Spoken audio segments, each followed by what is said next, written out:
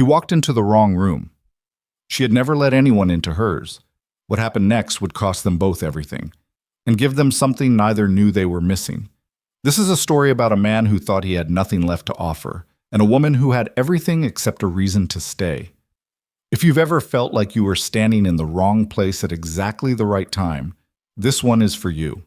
Hit like and drop a comment with the city you're watching from. I want to see how far this story travels.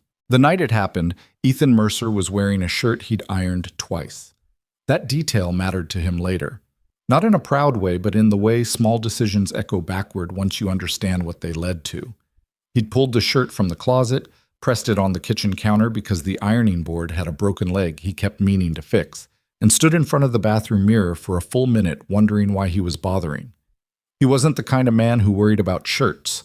He was the kind of man who worried about whether Lucy had enough clean socks for the week, and whether the flower delivery would arrive before Saturday rush, and whether grief could become so familiar that you stopped noticing it the way you stopped noticing the hum of a refrigerator in a quiet room. He was 32 years old. He felt older than that in his body and younger than that in his fears. His daughter was asleep in the next room when he left. Her babysitter, Mrs. Okafor from the third floor, was settled into the armchair by the television with a cup of tea and a crime novel she'd been reading for 6 months.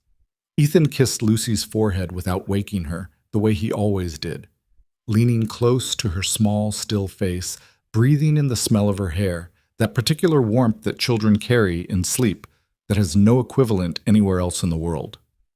"I'll be back by 9, he told Mrs. Okafor. "Take your time," she said, without looking up from her book. "She won't wake up." He knew that. Lucy slept hard, deeply, like a person with no unfinished business. He envied her that. The event was supposed to be a parents' social at the Waverly Community Center. His friend Marcus, a good man, a patient man, a man who had been gently nudging Ethan toward some version of a social life for the better part of 2 years, had signed him up without asking. "You need to be around people," Marcus had said. "Adults. People who aren't 6 years old and asking you to read the same dinosaur book 40 nights in a row." "I don't mind the dinosaur book." "Ethan, I'm serious. The illustrations are good. I'm putting your name down. Show up or don't show up, but at least give yourself the chance to not show up." He showed up, mostly because Marcus had looked at him with that particular expression, equal parts concern and exasperation, that Ethan had learned he couldn't easily argue against. The building was on Whitmore Street, which he knew because the bakery was 4 blocks south of it, and he walked past it twice a week on his way to the wholesale supplier. He'd never had reason to go inside. It was one of those buildings that looked different depending on how you approached it. Utilitarian from the street, almost grand from the parking lot, with wide glass doors and a lobby that someone had recently renovated because the floors were still too shiny. The kind of shine that hadn't been scuffed into character yet. He checked the address Marcus had texted him. Waverly Community Center, 2nd floor, room 204. The elevator opened on the 2nd floor. There were 2 hallways and he turned left because the left felt more natural and because he wasn't paying close enough attention. There was a sign on a door at the end of the corridor that said, "Sterling Meridian, Annual Connections Reception" in silver letters on a white placard, and Ethan didn't read it carefully because he was looking at his phone, trying to reread Marcus's message to confirm the room number. He pushed the door open. The first thing he noticed was the light. It was warm and low and deliberate, the kind of lighting that doesn't happen by accident. The second thing was the room itself. Larger than he'd expected, filled with round tables draped in white linen, small floral arrangements that probably cost more than his weekly grocery budget, and a soft undercurrent of classical music that he couldn't identify but recognized as expensive. The third thing was the people. Men and women in suits and gowns, holding glasses of wine and sparkling water, speaking to each other in the measured, confident tones of people who never had to wonder if their credit card would clear. Ethan stood in the doorway for a moment. The community center parents' social had plastic tablecloths and a folding table with a coffee urn. He had a feeling he was not in the right place. He was about to turn around, Terry had already half turned, one hand still on the doorframe, but when a woman to his left said, "Are you lost? Or is this one of those fashionably late arrivals I keep hearing about?" He turned back. She was standing a few feet from the entrance, holding a glass of water, not wine. She was dressed in something dark and structured. Not a gown exactly, but not just a dress either, something architectural. And her hair was pulled back from her face in a way that was careful without looking like it was trying. She was watching him with an expression that was mostly neutral, but had something dry and alert underneath it, the kind of face that processed everything and gave back only what it chose to. She was, objectively and without any particular effort on her part, one of the most striking people Ethan had ever stood in a room with. Lost, he said honestly, pretty definitively lost. I was looking for a parent social, room 204. Room 204 is on the other side, she said. You took the wrong hallway. That explains the fancier tablecloths. She looked briefly at the tables, then back at him. You noticed the tablecloths? I noticed tablecloths, he said. Occupational habit. I run a bakery. We spend a lot of time arguing about whether linen or cotton makes the place look more serious. Something shifted in her expression, not dramatically, but noticeably, a small recalibration. Which side do you come down on? Cotton, he said.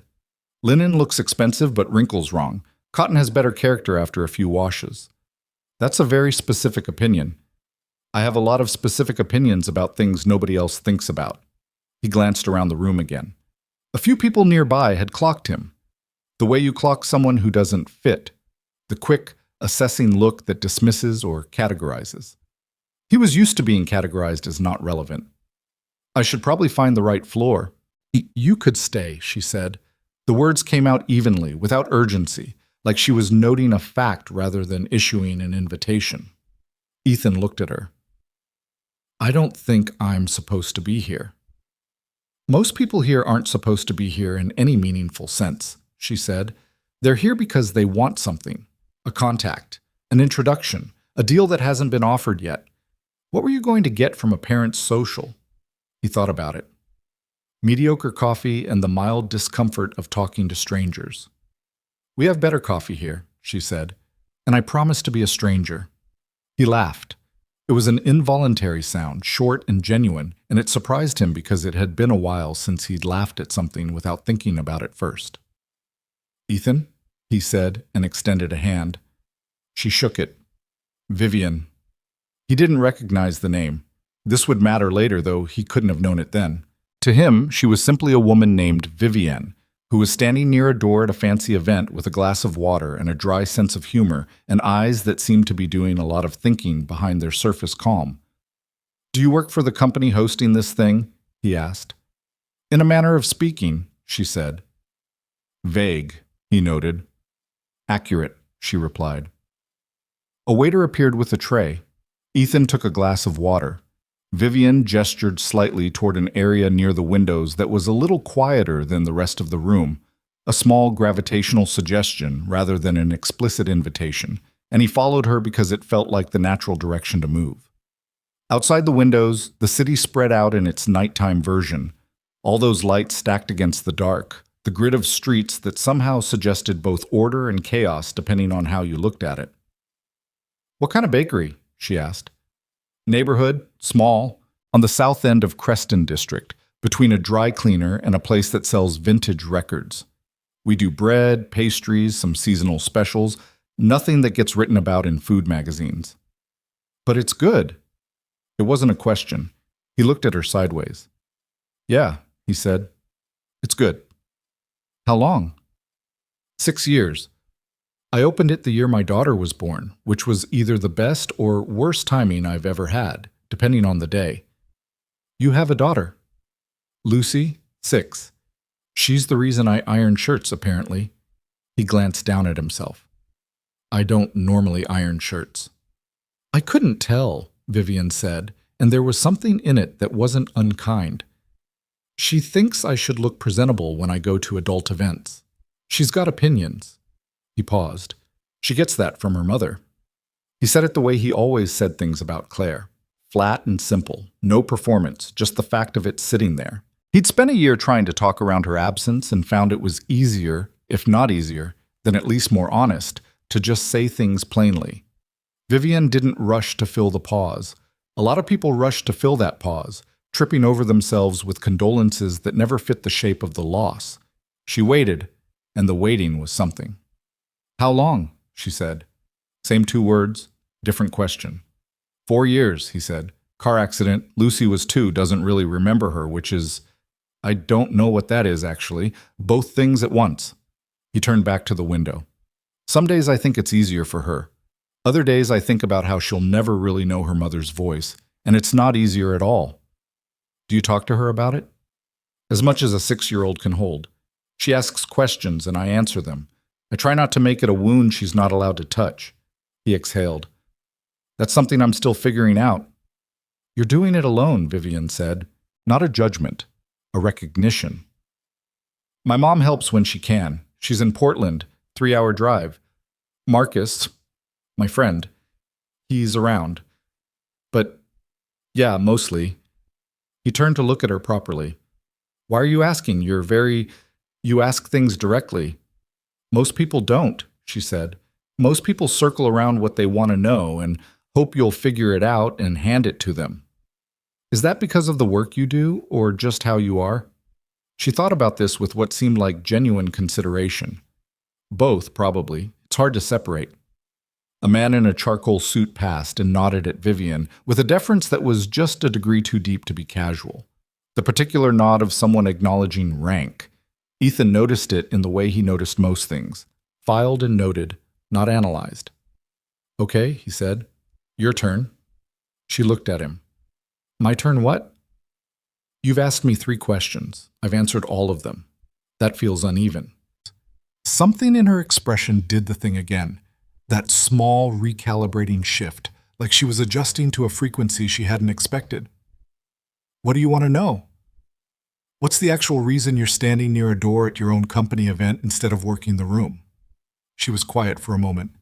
Because I've worked this particular room enough times to know that nothing in it will surprise me, she said, and I'm very tired of things not surprising me.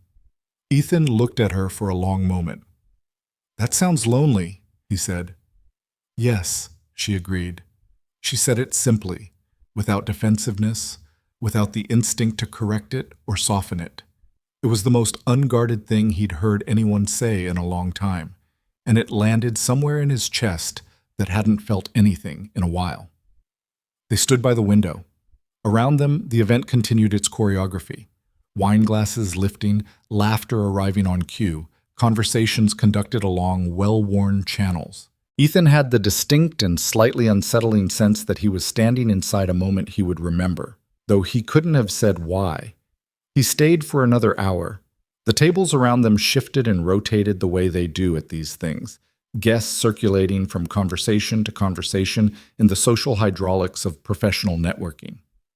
Ethan and Vivian didn't rotate.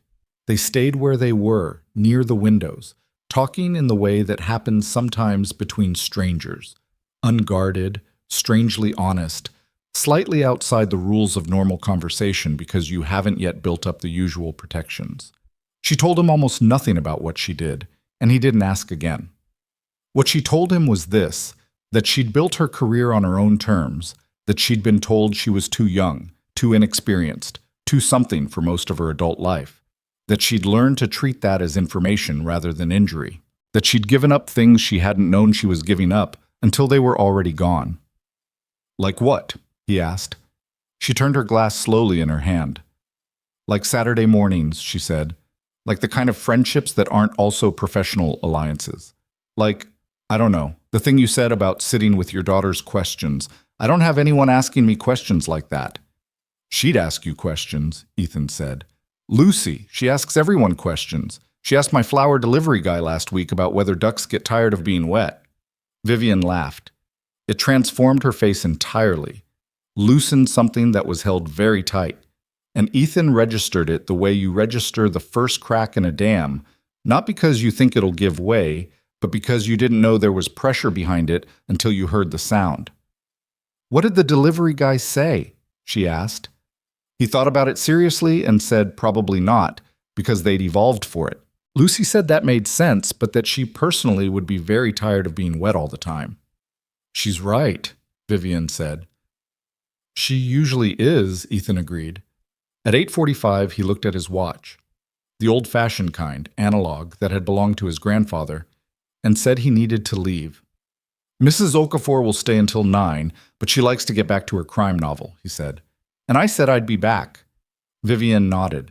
She walked with him toward the exit, which was either natural or deliberate, or some indistinguishable mixture of both. At the door, he stopped and turned. I don't know why you had me stay, he said. But I'm glad I walked down the wrong hallway. She met his eyes. So am I. He went through the door and down the corridor and into the elevator and out through the lobby and back onto Whitmore Street, where the city was doing what it always did.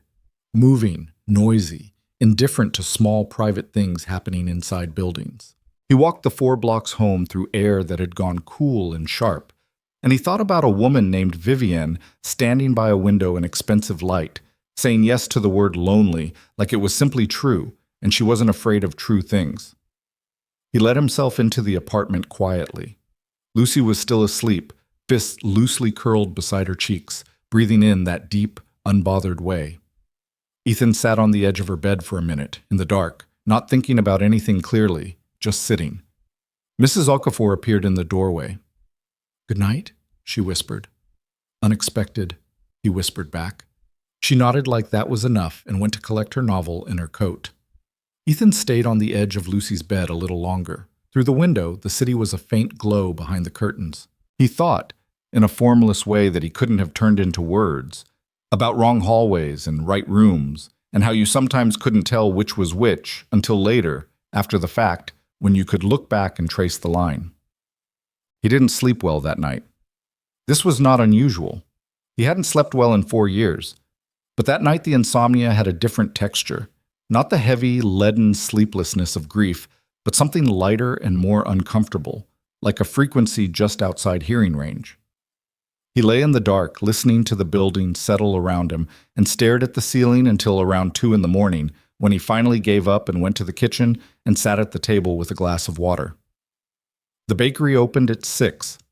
He was up by 4:30 most mornings anyway, early enough to get the first proof started, to have the sourdough out of the retarder and into the oven before the street outside showed any signs of waking. He had built his entire life around a schedule that began in the dark, and usually he found that comforting.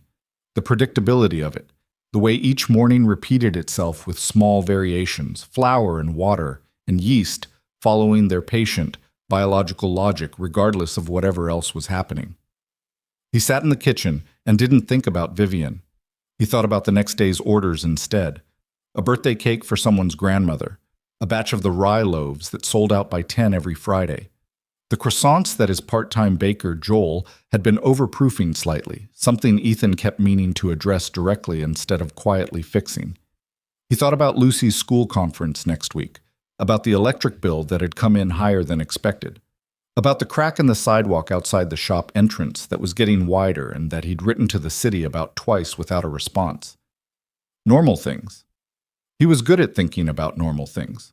It was a skill he'd developed with great deliberate effort in the years after Claire, the ability to fill his mind with concrete, solvable matters so that the other kind, the shapeless, non-solvable kind, didn't have as much room to settle. But at the kitchen table at 2 in the morning, he thought about Vivienne saying yes to the word lonely, and he thought, I know what that is. I know exactly what that is. Not the same way.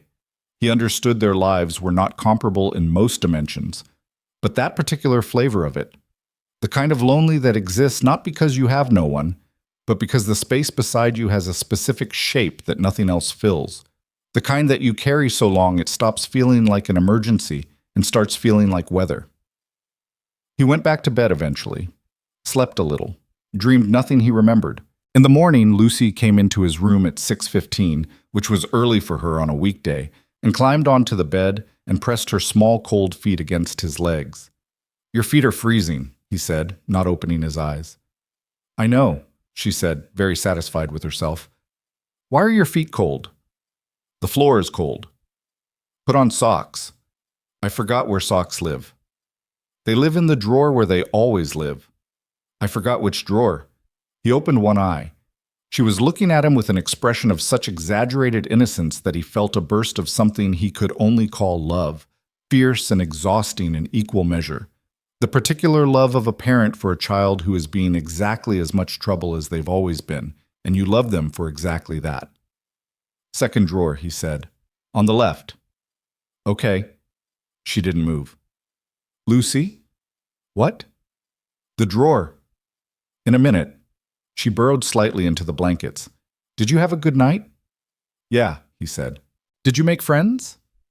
He thought about a woman named Vivian standing by a window. I had a good conversation, he said. That's almost the same, Lucy said sagely. It kind of is, he agreed. She fell back asleep within minutes, which was the particular talent of the very young, the ability to exit and re-enter sleep like it was a room they could just walk in and out of. Ethan lay beside her and watched the early light come through the curtains and thought that this, right here, was the thing he was most afraid of losing if he ever let anything else in. This specific arrangement, this exact weight. Marcus called him at noon. So? He said, the moment Ethan picked up. So what? You didn't text me. I was at the parents' thing. Where were you? Wrong hallway, Ethan said. I ended up at a different event. A pause. What kind of different event? Corporate, very shiny floors, people in good suits. Ethan, Marcus's voice sharpened. Please tell me you didn't accidentally crash a Sterling Meridian event. I don't know what that is. Another pause. Longer. You don't? Okay. Sterling Meridian. It's basically one of the top 5 investment firms in the country. The CEO is Vivian Sterling. She's Ethan. She's one of the most powerful executives in the city. One of the youngest. The whole company's named after her family. Ethan was quiet. Did you talk to anyone there? Marcus asked. A few people, Ethan said. Briefly. Did you talk to her? To Vivian Sterling. He thought about the window, the water glass, the word yes. We had a conversation, he said. Oh no, Marcus said. Why oh no? It was a normal conversation. Because you're you and she's… Ethan, she's not. It's not a normal world over there. These people, the connections they have, everything gets seen and processed and used. It's not like talking to someone at a coffee shop. I know that, Ethan said, though he hadn't known it quite the way Marcus was describing it. I'm not saying anything bad happened, Marcus said. I'm just saying, be careful, all right? People like that don't operate the way we do. She was just a person, Ethan said. Everyone's just a person, Marcus agreed. Until they're not. After he hung up, Ethan stood behind the bakery counter and thought about what Marcus had said. He thought about it the way he thought about most things. Practically, from the outside in, checking it for structural soundness before deciding whether to be troubled by it. He thought about Vivian standing near a door instead of working the room. He thought about the way she'd said things directly, plainly, without the performance he'd half expected from someone at an event like that. He thought about the laugh, the way it had come out unexpectedly, like something that caught her off guard. He didn't know who she was in the world those people moved in. He only knew who she'd been for that hour by the window, and that was a person he'd found easy to talk to, which was something he could say about very few people these days. He told himself it was a single conversation, a one-off, an accident of wrong hallways and good timing, and an hour of honesty that didn't need to mean anything beyond what it was. He'd enjoyed it. It had reminded him that he still could talk to someone, still could make someone laugh without thinking about it first, still could feel curious about another person. That was enough. That was more than enough, actually. He went back to work. He rearranged the front display, moved the almond croissants to the center because they photographed better there, and Joel had started an Instagram account for the bakery that Ethan felt ambivalent about but had stopped arguing against. He called his supplier about the flour delivery schedule. He worked the register himself for the afternoon rush, which was really more of a murmur than a rush, the steady trickle of familiar faces that made up the backbone of a neighborhood business. Mrs. Patterson from the apartment building across the street, who got the same multigrain loaf every Thursday.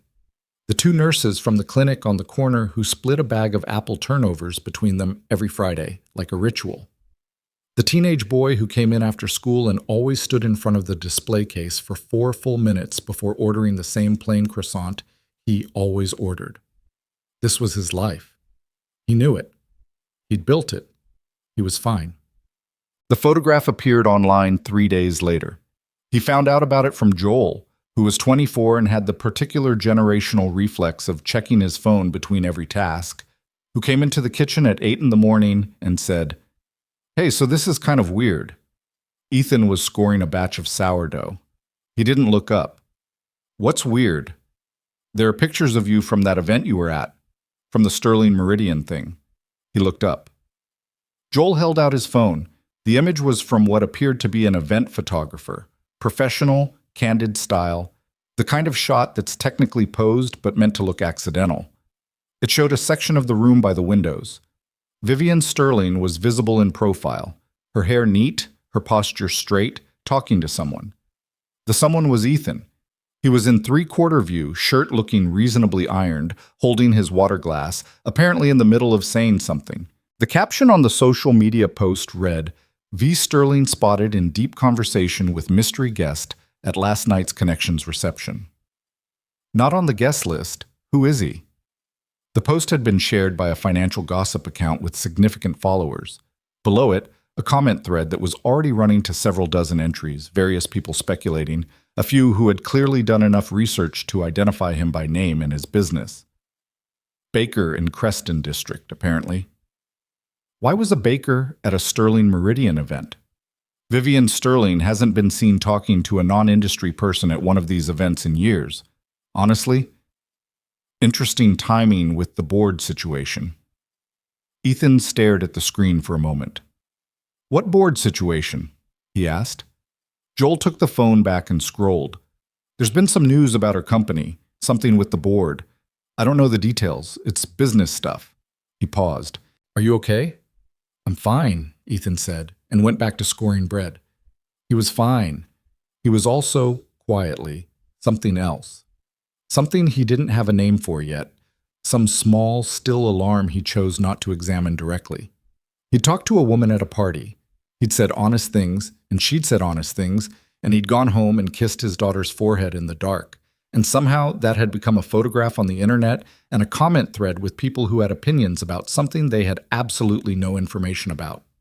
This was the world Marcus had tried to describe. He understood it better now. He thought about Vivian, about what she saw when she checked her phone that morning, if she checked at all. If this registered on her scale of concerns or if it was just weather. He thought, she's done. She'll distance herself and that will be the end of it. And that makes sense. That's the rational thing. He pressed the score lines into the dough with more force than necessary and told himself he was fine and meant it and went to work. At 3:15 that afternoon, a message arrived through the bakery's website contact form. It came from an email address that was just a string of letters and numbers, clearly a private account, and it said, "I saw the photograph. I'm sorry about that.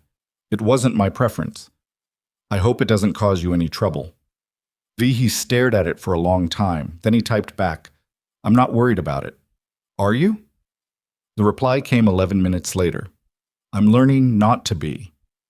He sat in the back room of his bakery, surrounded by the smell of warm bread and the sound of the oven clicking through its cycles, and stared at those 4 words on his screen and felt the still quiet alarm from earlier shift into something less alarming and more complicated. He typed, "That sounds like something you've had a lot of practice at." 11 minutes again. She seemed to work in 11-minute increments, which suggested she was answering him between other things, which suggested she was fitting him into a day that left very little room, which for some reason made him more curious rather than less. Some things, yes. Some things I'm still figuring out. He read that twice. Then he put his phone face down on the table, went back to the front of his bakery, and helped a woman decide between the focaccia and the whole wheat sandwich loaf, and told her the focaccia was better and meant it.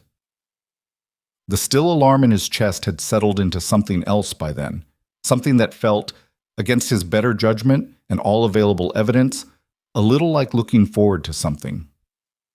He hadn't felt that in a long time. He wasn't sure what to do with it. He wasn't sure it mattered what he did with it. But he noticed it. That was the thing. He noticed it, and he didn't make it stop. The messages continued. Not frequently.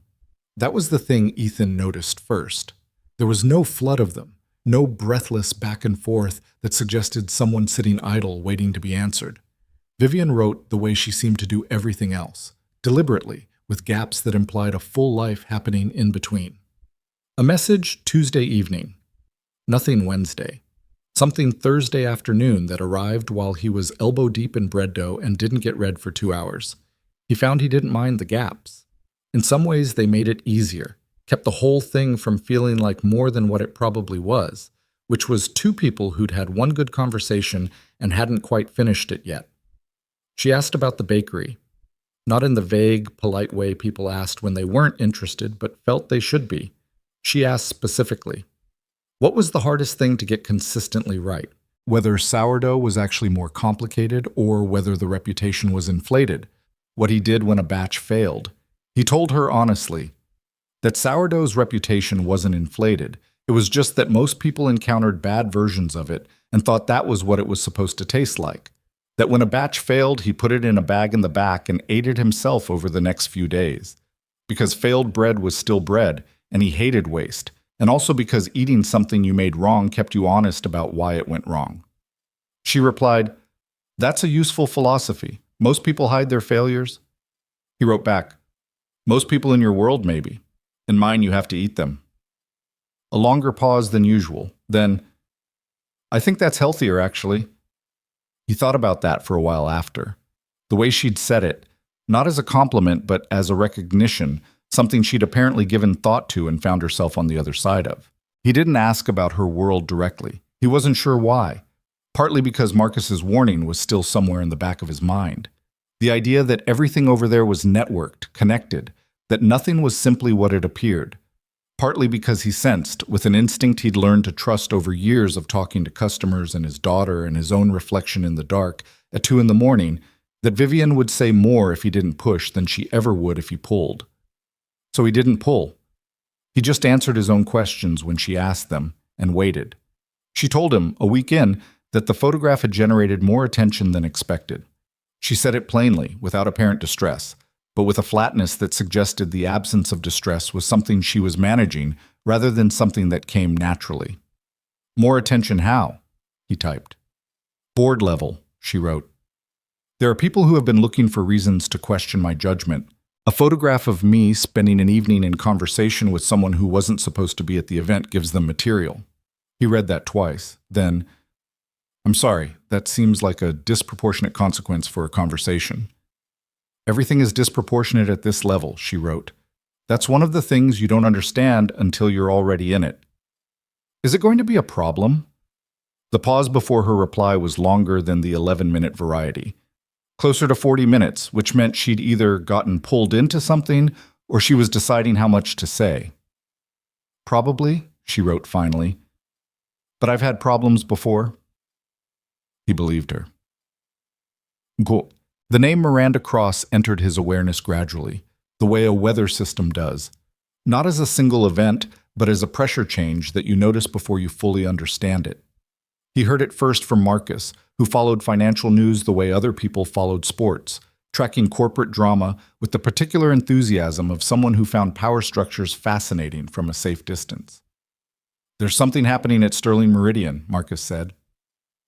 They were at the diner on 5th Street that they'd been going to for 10 years, the kind of place that hadn't changed its menu in longer than that, where the coffee was bad in a familiar and therefore forgivable way. Board member named Miranda Cross. She's been making noise about Vivian Sterling's leadership. Nothing official yet, just positioning. What kind of noise? Marcus looked at him. Why do you ask like you care? I'm asking.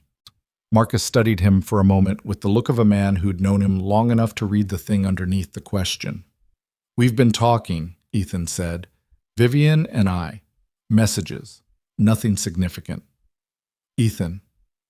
It's not what you're making that face about. What face?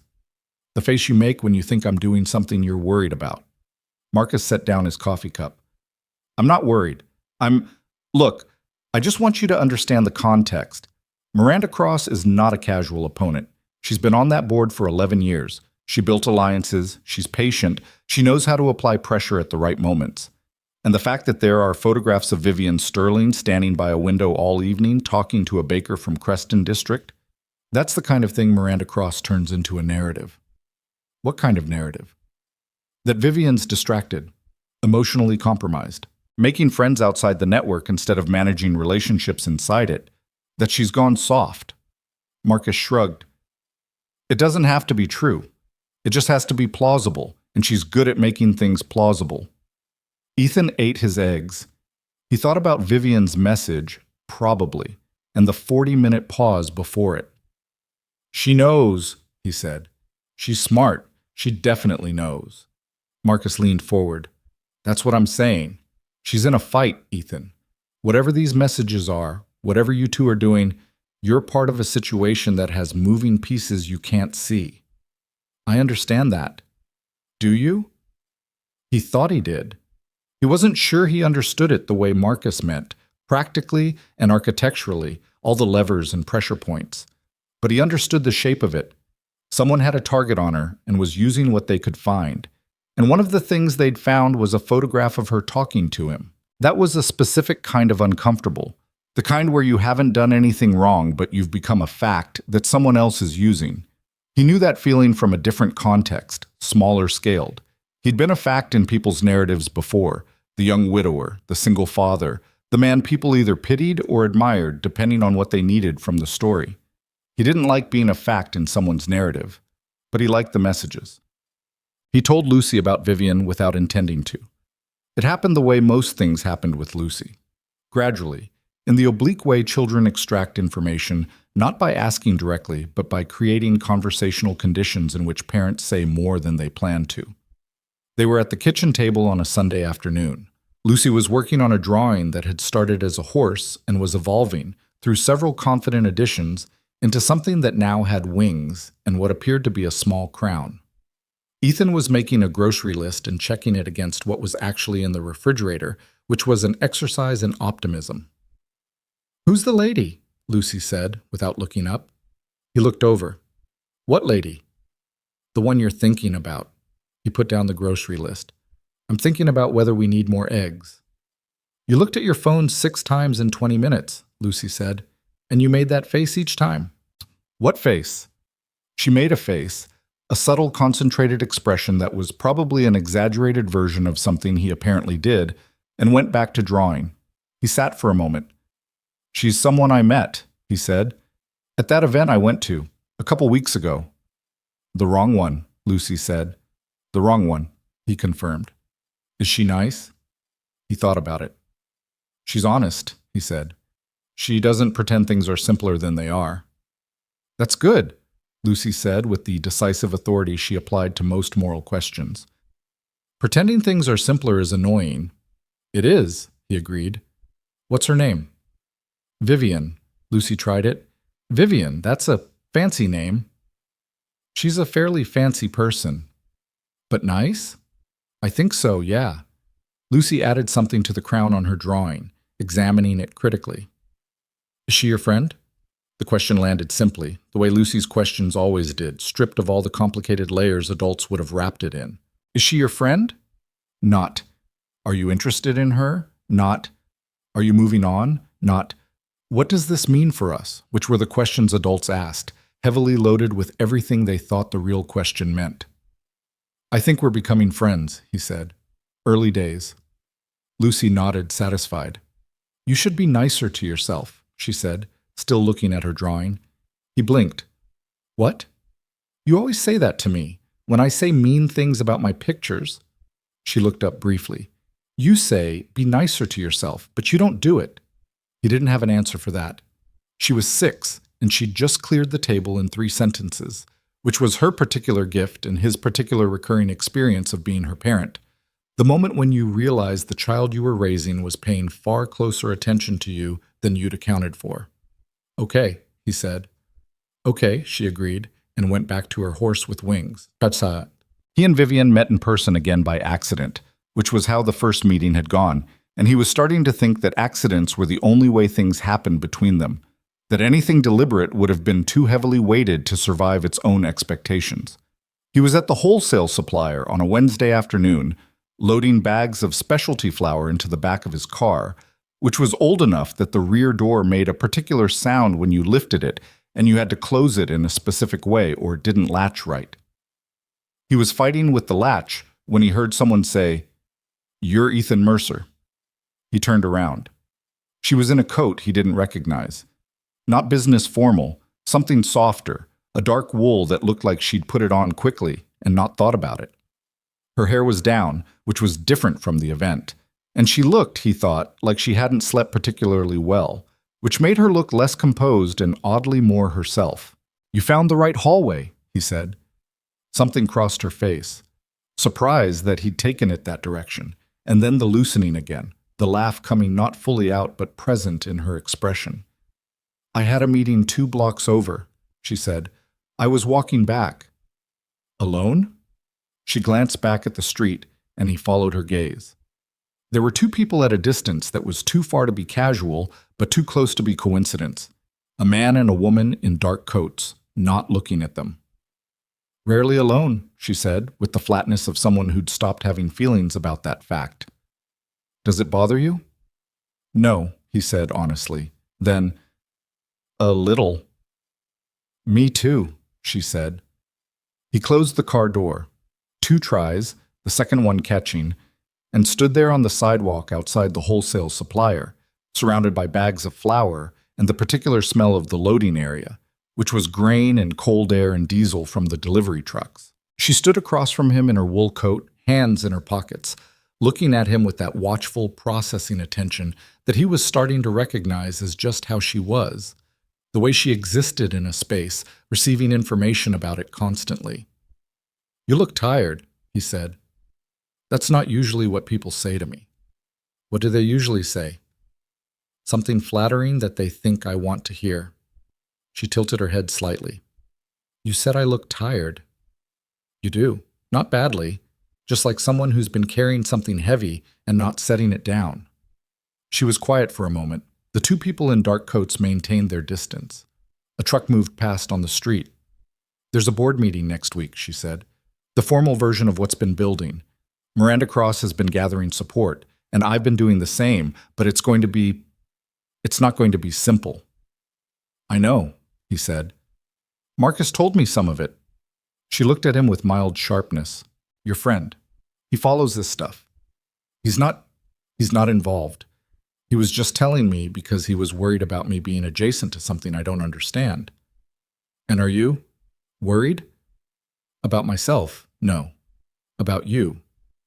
He stopped, said honestly, "A little." The sharpness in her expression softened. Not much. She wasn't the kind of person who let things soften dramatically on their face, but it was there. "You don't need to be," she said. "I know, but I am anyway." She looked at him for a long moment. Then she said, "How much do you know about what Miranda Cross has been doing?" "Not a lot." "Gathering support, building a narrative about your judgment." "More than that," she said. "She's been feeding information to media contacts. Not lies, exactly. She's careful about that.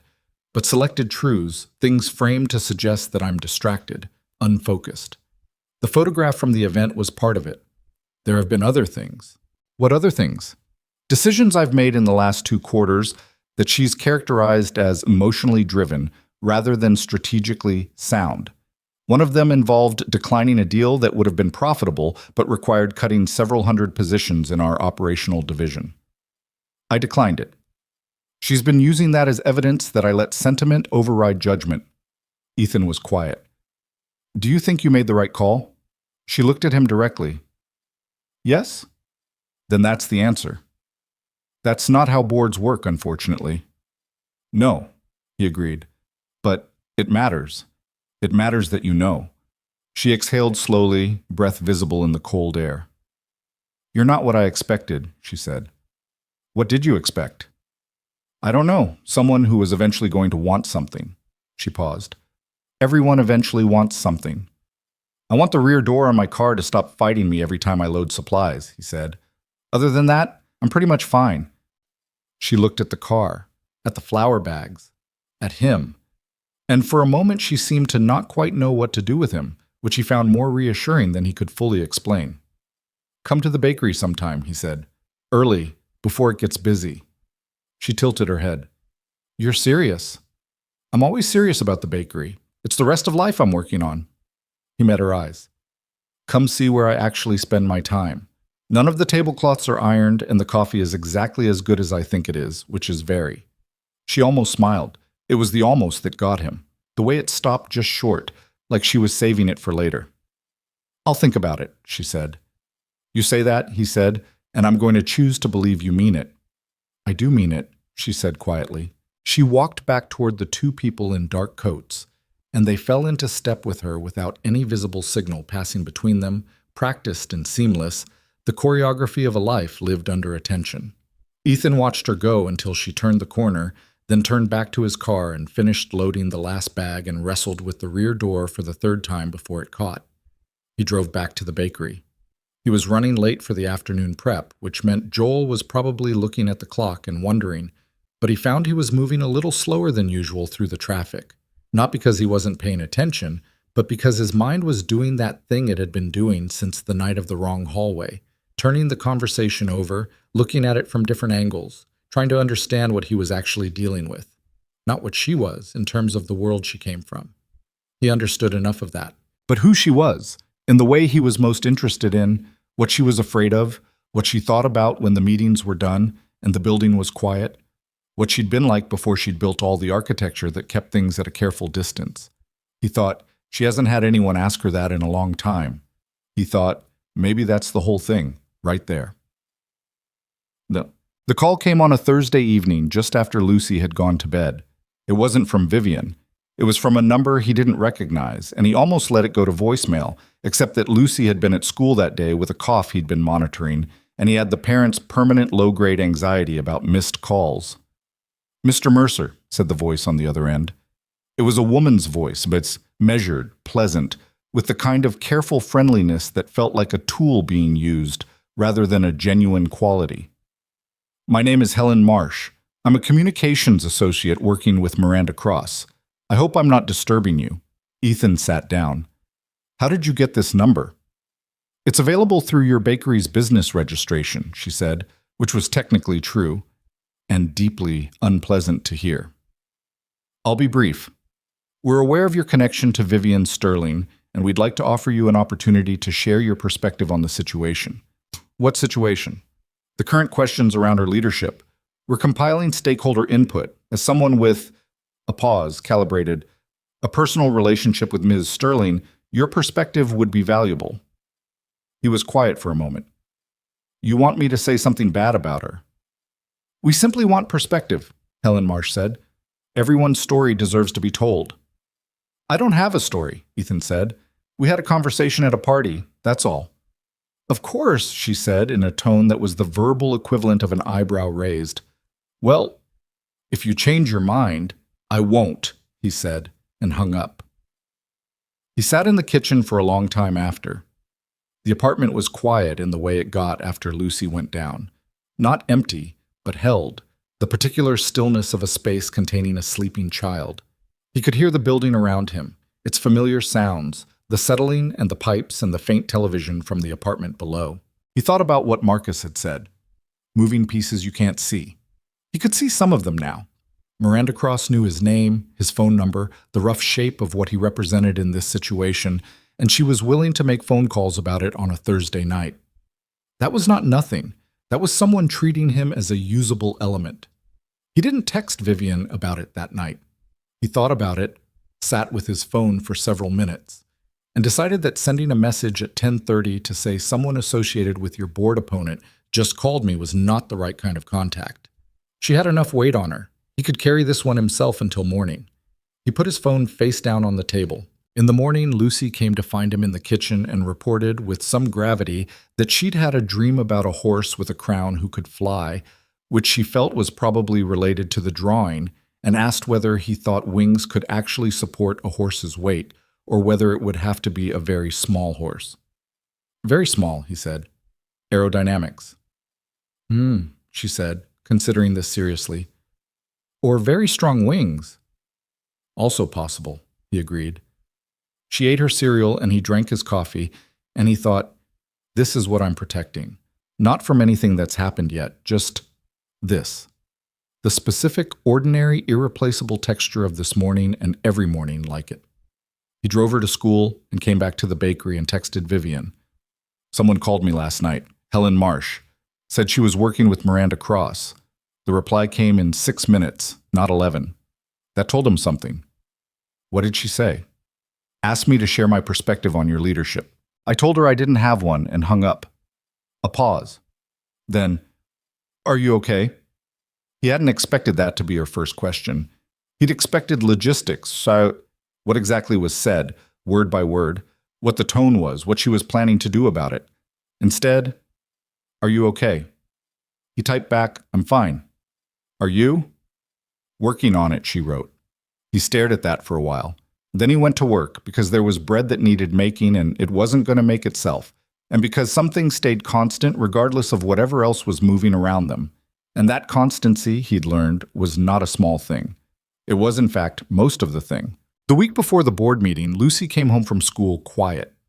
This was unusual enough that Ethan noticed it within minutes. Lucy was not a quiet child. She processed the world through speech, constant, ranging, associative speech that moved from dinosaurs to weather systems to why certain colors look different under different lights without pausing for breath or logical connection. Quiet Lucy was a different register entirely, and he'd learned over 6 years that it meant something had lodged inside her that she hadn't figured out how to say yet. He didn't push.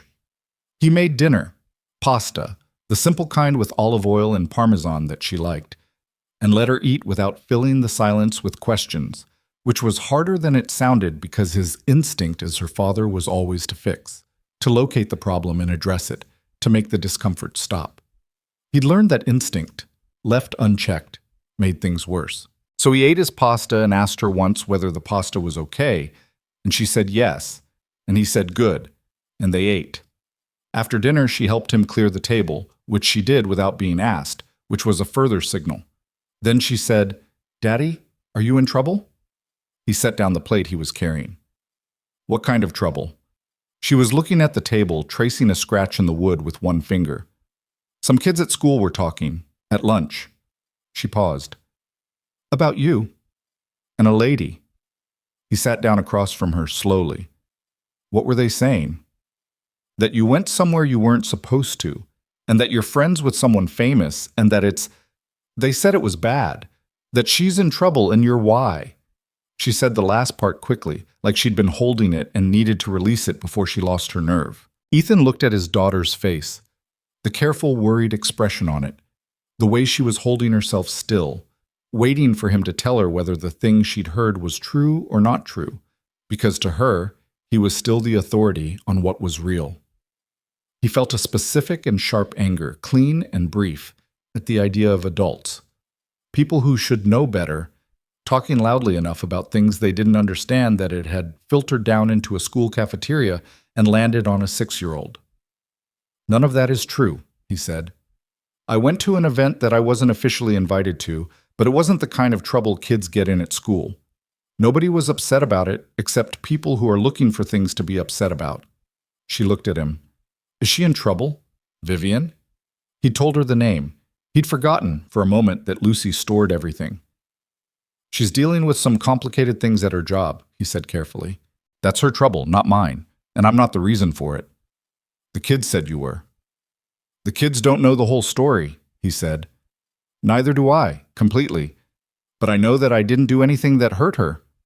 Lucy considered this with the gravity she applied to things that mattered. Did you tell her that? She knows. You should tell her anyway, Lucy said. Even when people know things, you should still say them. He looked at his daughter, 6 years old, trail of pasta sauce still on her chin, delivering clarity that grown adults spent years failing to locate. He reached across the table and wiped her chin with his thumb, and she tolerated it with resigned dignity. You're right, he said. I know, she said. Can I have ice cream? No. Why? Because it's 8:15. Ice cream doesn't know what time it is. I do, he said. Go brush your teeth. She went, shuffling toward the bathroom with the exaggerated reluctance that was her standard bedtime performance, and Ethan stayed at the kitchen table after she was gone and sat with the anger a little longer, letting it clarify into something he could actually use. He picked up his phone and typed, Something happened today. Lucy heard kids at school talking about the situation. She came home worried. I want you to know that before you hear it from somewhere else. Vivian's response came in 4 minutes. Is she okay? She's fine. Resilient kid. But it reached her, which means this is closer to home than I'd realized. A pause. Then, I'm sorry. That shouldn't have happened. It's not your fault, he wrote. It's adjacent to my fault, she replied. Which is close enough. He stared at that. Then, I need to talk to you, not by message. The reply took longer this time. He could feel her weighing it, the logistics, the exposure, whatever calculus she ran on these things. I know, she wrote finally. Can you come to the building tomorrow afternoon, not the main entrance? There's a side entrance on Callaway Street. 3 o'clock. I'll leave your name with security. He typed, I'll be there.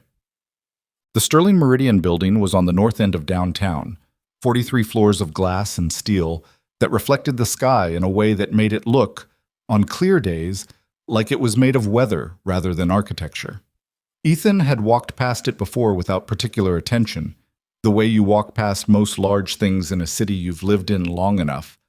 They become backdrop, furniture, part of the permanent scenery you stop really seeing. He paid attention to it now. The side entrance on Callaway Street was quieter than the main lobby. A single security desk, a man in a dark jacket who checked his ID and made a call without explaining who he was calling, then handed him a visitor badge and pointed him toward a separate elevator bank. The elevator was smaller than he expected for a building this size, paneled in something that might have been real wood, and it went up quickly and smoothly and deposited him on the 38th floor without drama. There was a woman waiting when the doors opened. Young, professionally dressed, with the particular neutral expression of someone whose job required them to be useful without being memorable. She introduced herself as Claire, and he had a split second where the name hit him before he reabsorbed it, filed it, moved past it the way he'd learned to do with that name, and walked him down a corridor that was quieter than expected for a working floor, past glass-walled conference rooms and an open area where several people sat at screens, to a corner office at the end of the hallway. She knocked twice and opened the door. Vivian was behind a desk that was covered in documents and 2 open laptops in a way that suggested active, ongoing work rather than decorative occupation of space. She looked up when he came in, and something in her expression shifted. The same recalibration he'd seen at the event, the adjusting to a frequency she hadn't expected. And she came around the desk rather than staying behind it. You came, she said. I said I would. She glanced at the assistant. Thank you, Claire. Close the door, please. The door closed. They were alone in the office, which felt, in the context of everything that surrounded the building and the floor and the situation, like a considerable thing. He looked at the room, the desk, the documents, the view from the windows, all of downtown spread out below, the grid of streets he walked every day reduced to geometry from up here, everything looking orderly from this height in a way it never felt from inside it. Quite a view, he said. I don't look at it much anymore, she said. It becomes furniture. That's what I thought about the building, from the street. She gestured toward 2 chairs by the window. Not the desk chairs, but smaller ones, arranged at an angle that suggested conversation rather than meeting. He sat. She sat across from him and crossed her arms, not defensively, but like someone settling into a posture they could maintain for a while. Tell me about Lucy, she said. He told her. The quiet drive home, the pasta, the trace scratch on the table, the specific thing Lucy had said. They said it was bad, that she's in trouble and you're why. He said it plainly, without performing distress, because that was how he'd learned to talk about difficult things. Vivian listened without interrupting. When he finished, she was quiet for a moment, looking at the middle distance. Kids in a school cafeteria, she said, not quite to him. It got there. It got there, he confirmed. Miranda's team has been working harder than I gave them credit for, she said.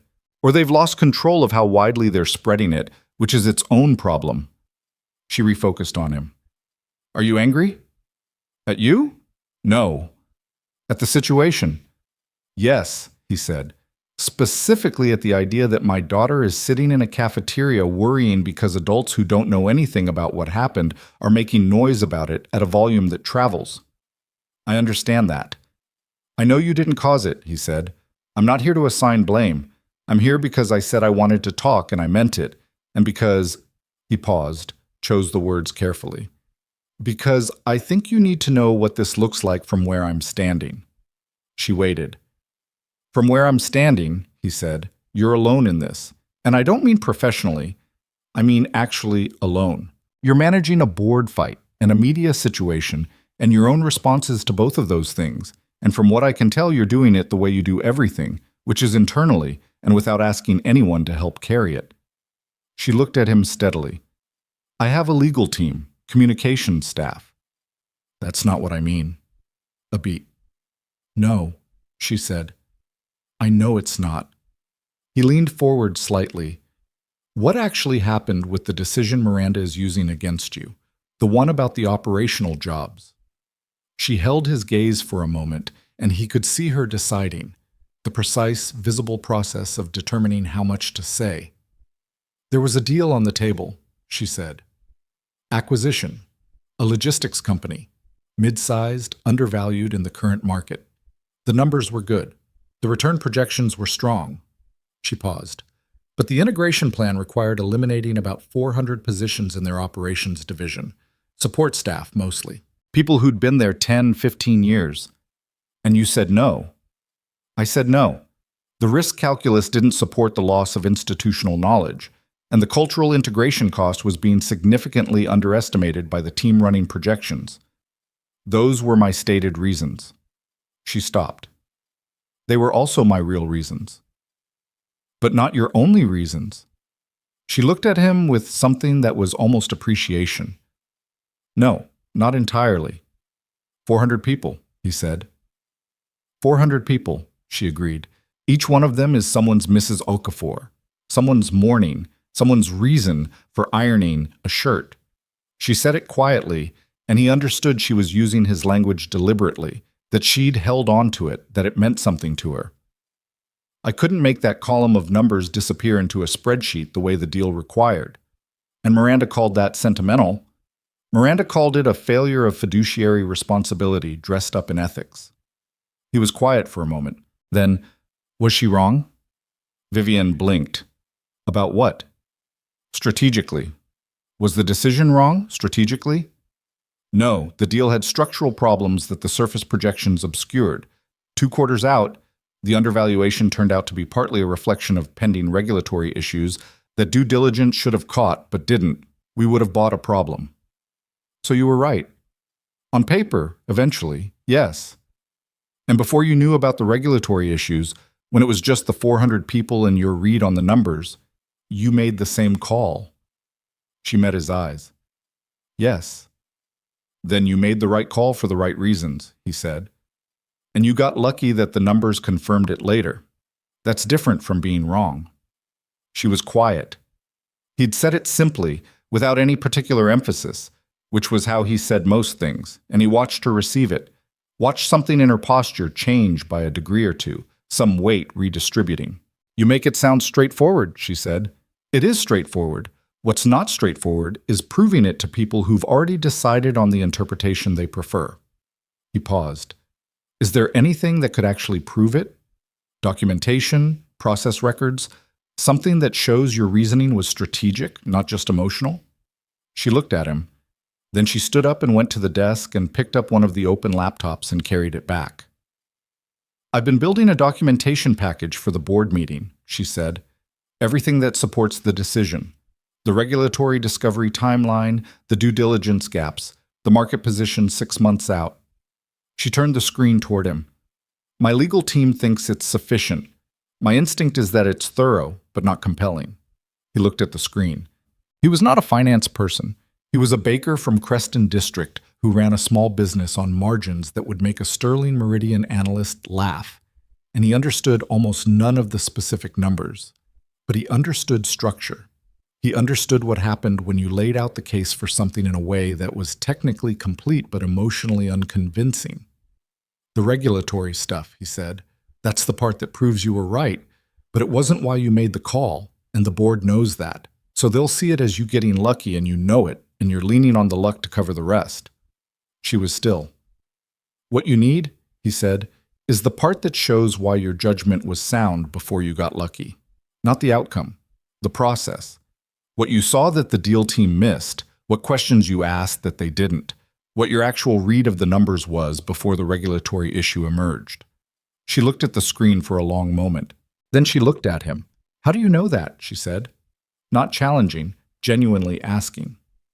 "Because I've made decisions about the bakery that looked wrong until they turned out right, and I've had to explain them to my bank twice. The bank doesn't care about outcomes.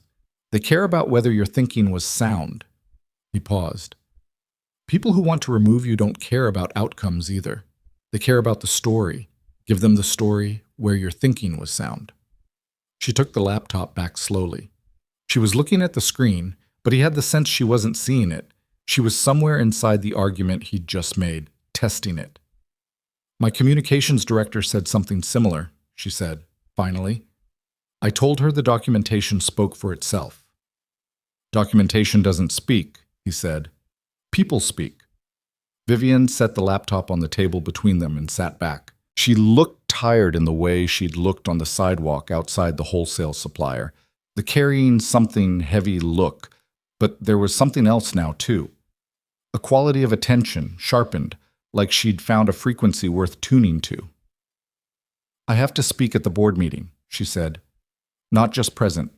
Speak." "Yes." "I don't generally—" She stopped, started again. "I present well. I'm good at data. I'm less good at saying the true thing out loud." She looked at him sharply. "You said it to me," he said, "at the event, about being tired of things not surprising you, about being lonely. You said it flat out, no performance, just true." He met her eyes. "You can do that. You did it then." She was quiet for a long moment. Outside the windows, the city continued its indifferent operations below them. Somewhere in the building, people were working, making decisions, building or dismantling things Ethan would never understand the full dimensions of. "I'm afraid," she said. He didn't say anything.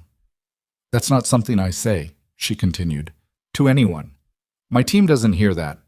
The board doesn't hear that.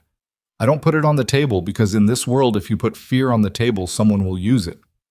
"I won't," he said.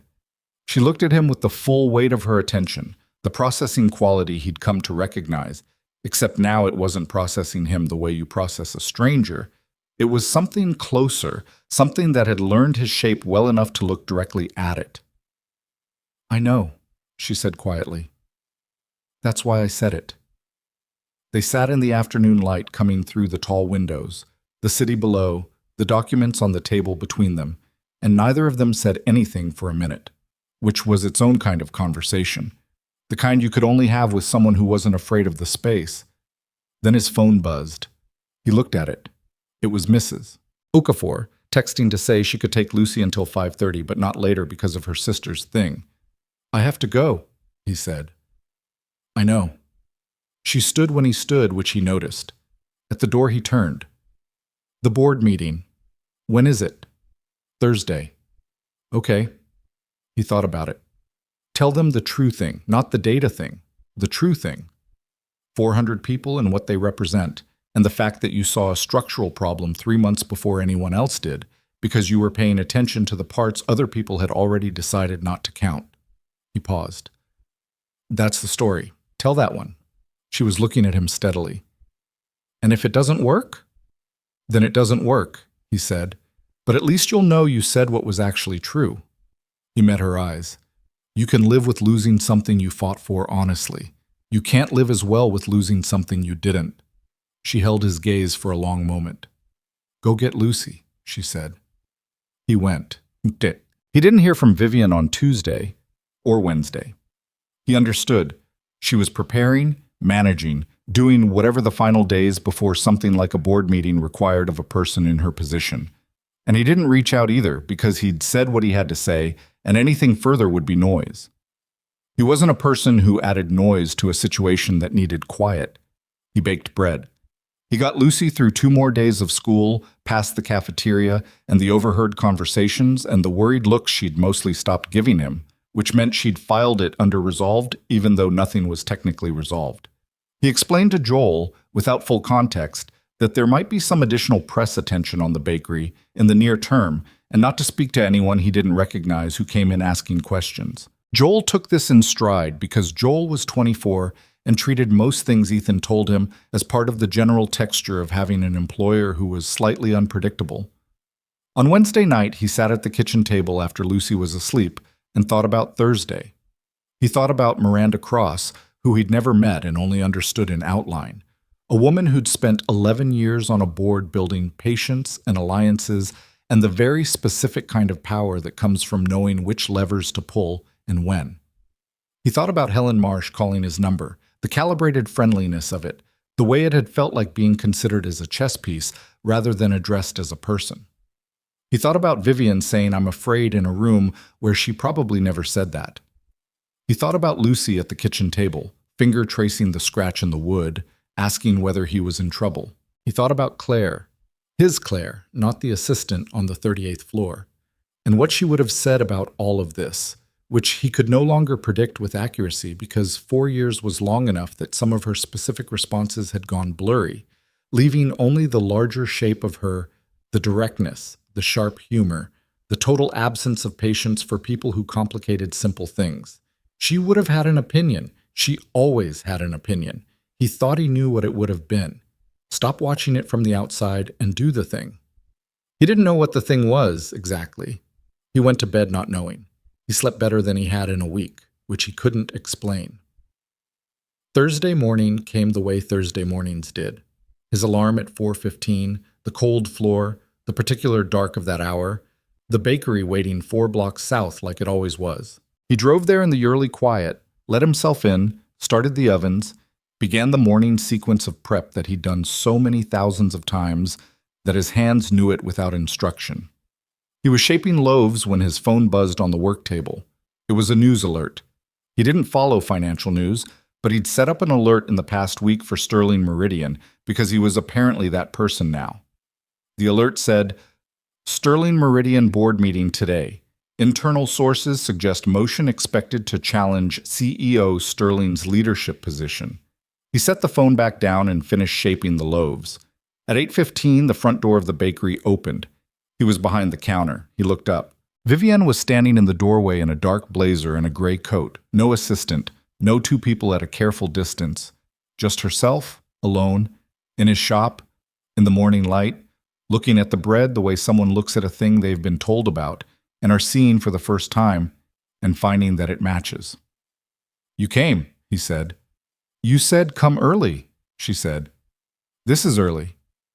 Board meeting's at 10. "I know when it is." He came around the counter. "Are you okay?" "No," she said, "but I'm here, which is what I've got." He looked at her for a moment. Then he said, "Sit down. I'll make coffee." She sat at the small table by the window, the same one where he sometimes ate his own lunch standing up. And he made coffee in the back and brought 2 cups out and sat across from her. Outside the window, Creston District was doing its morning thing, the dry cleaner next door not yet open. A man walking a large dog on the opposite sidewalk, the record store still dark. She wrapped both hands around the cup and didn't drink yet. He didn't say anything. "I rewrote the presentation," she said, "the way you described. The process, not just the outcome. Why I saw what I saw before the data confirmed it." She paused. "It's better." "Good. I don't know if it's enough." "Neither do I," he said. "But it's what you've got, so." She almost smiled at that, the almost smile she was becoming known to him for. She drank some coffee and looked out the window at the street and seemed for a few minutes to simply be somewhere. Not managing anything, not preparing anything, just sitting in a small bakery in Creston District with coffee that was as good as he'd said it was, watching a man walk a large dog on an ordinary morning. Then she said, "If this goes wrong today, if Miranda gets enough votes." "It won't," he said. "You don't know that." "No, but I know you walked in here today instead of going straight to the building, and I think that means you've already made a decision about what matters." He met her eyes. "Whatever happens in that room today, you're not going to compromise on the thing you actually believe, right?" She held his gaze. "Right." "Then go," he said. "Do the thing you prepared." She put down her coffee cup and stood and straightened her coat in the precise, habitual way of someone who'd been straightening coats before important rooms for a long time. He walked her to the door. On the threshold, she stopped and turned back. "Your bread," she said. "Can I take something?" He went back behind the counter and wrapped a small sourdough loaf in paper and handed it to her. "For after," he said. "Win or lose."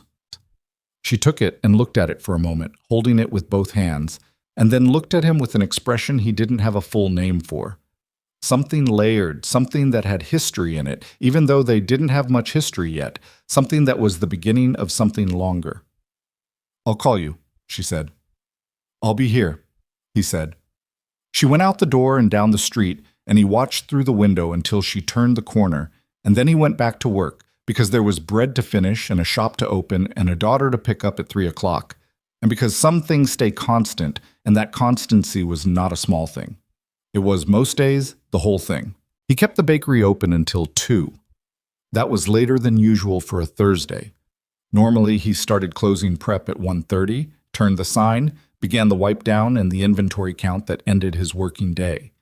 But he found himself slow about it, moving through the motions without the usual efficiency, pausing at things that didn't require pausing. He reorganized the display case twice. He had a long, unnecessary conversation with a regular customer about the merits of different rye percentages in sandwich bread.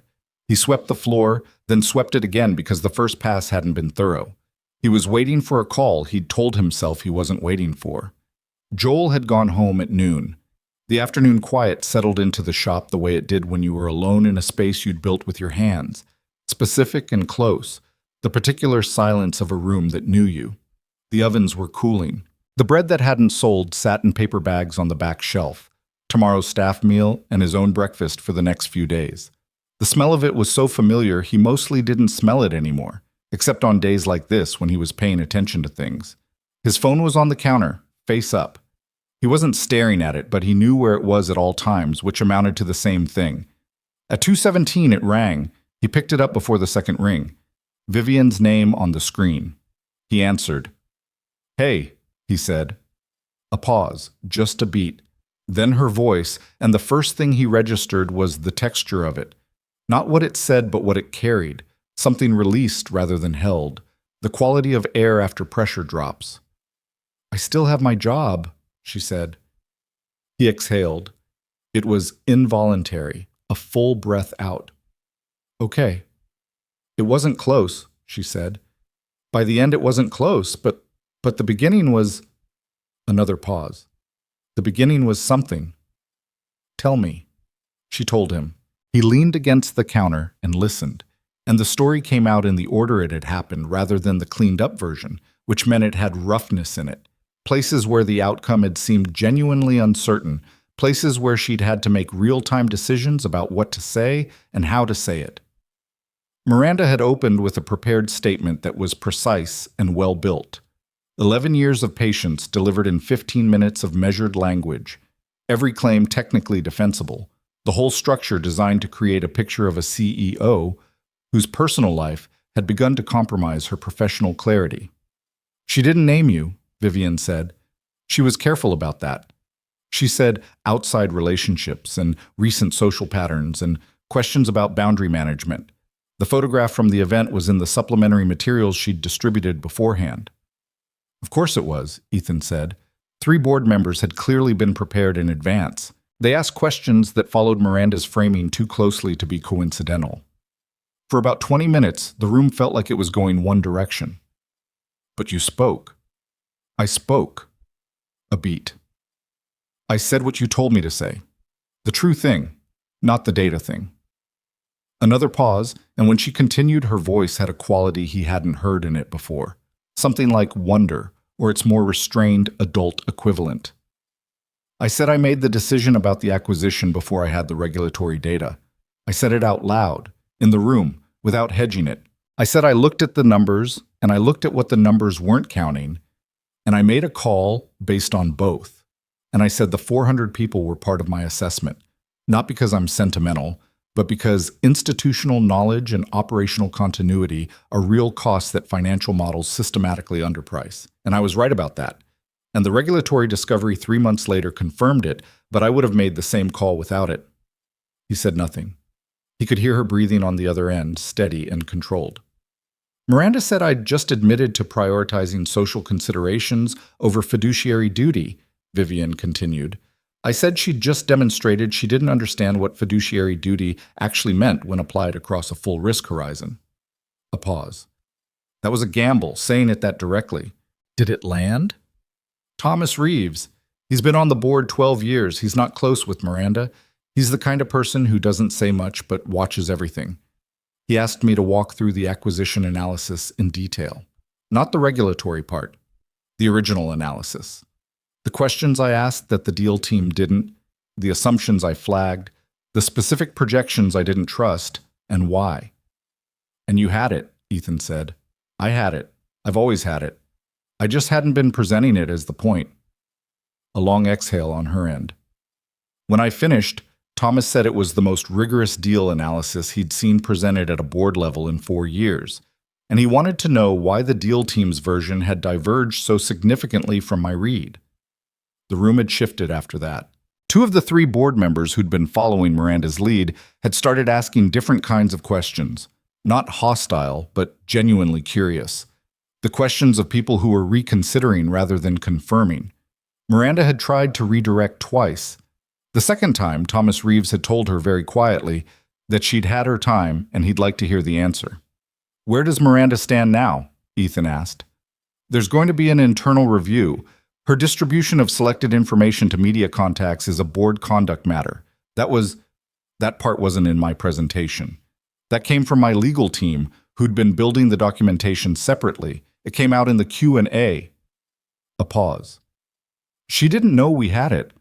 Her expression when Thomas read the summary aloud was, Vivian stopped. I didn't enjoy it the way I would have expected to. No? No. Mostly I just wanted it to be over. He understood that. The part where you win and find that winning is quieter and stranger than you'd imagined it would feel. Are you still in the building? He asked. I'm in my car, in the parking structure. A brief silence. I couldn't face going back up. My team is up there. They want to debrief.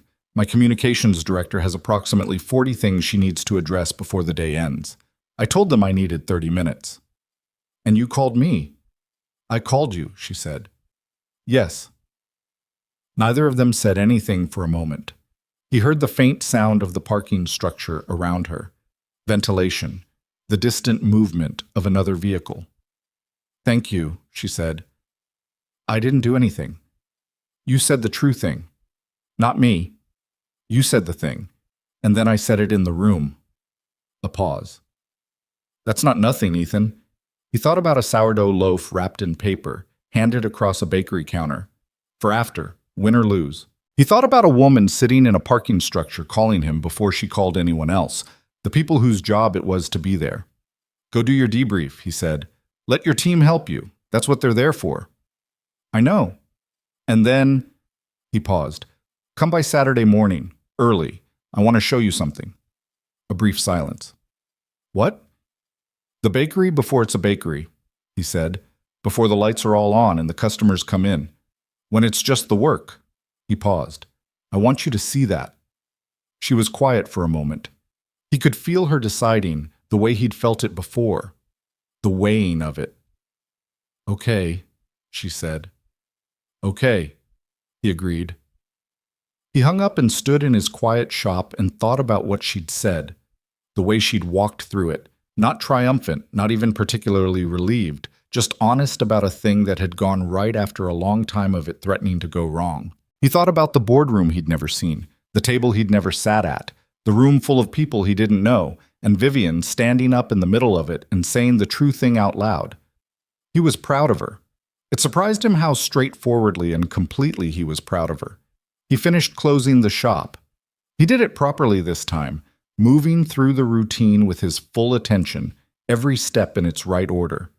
Then he drove to Lucy's school and sat in the car line with all the other parents and waited for the afternoon bell. What?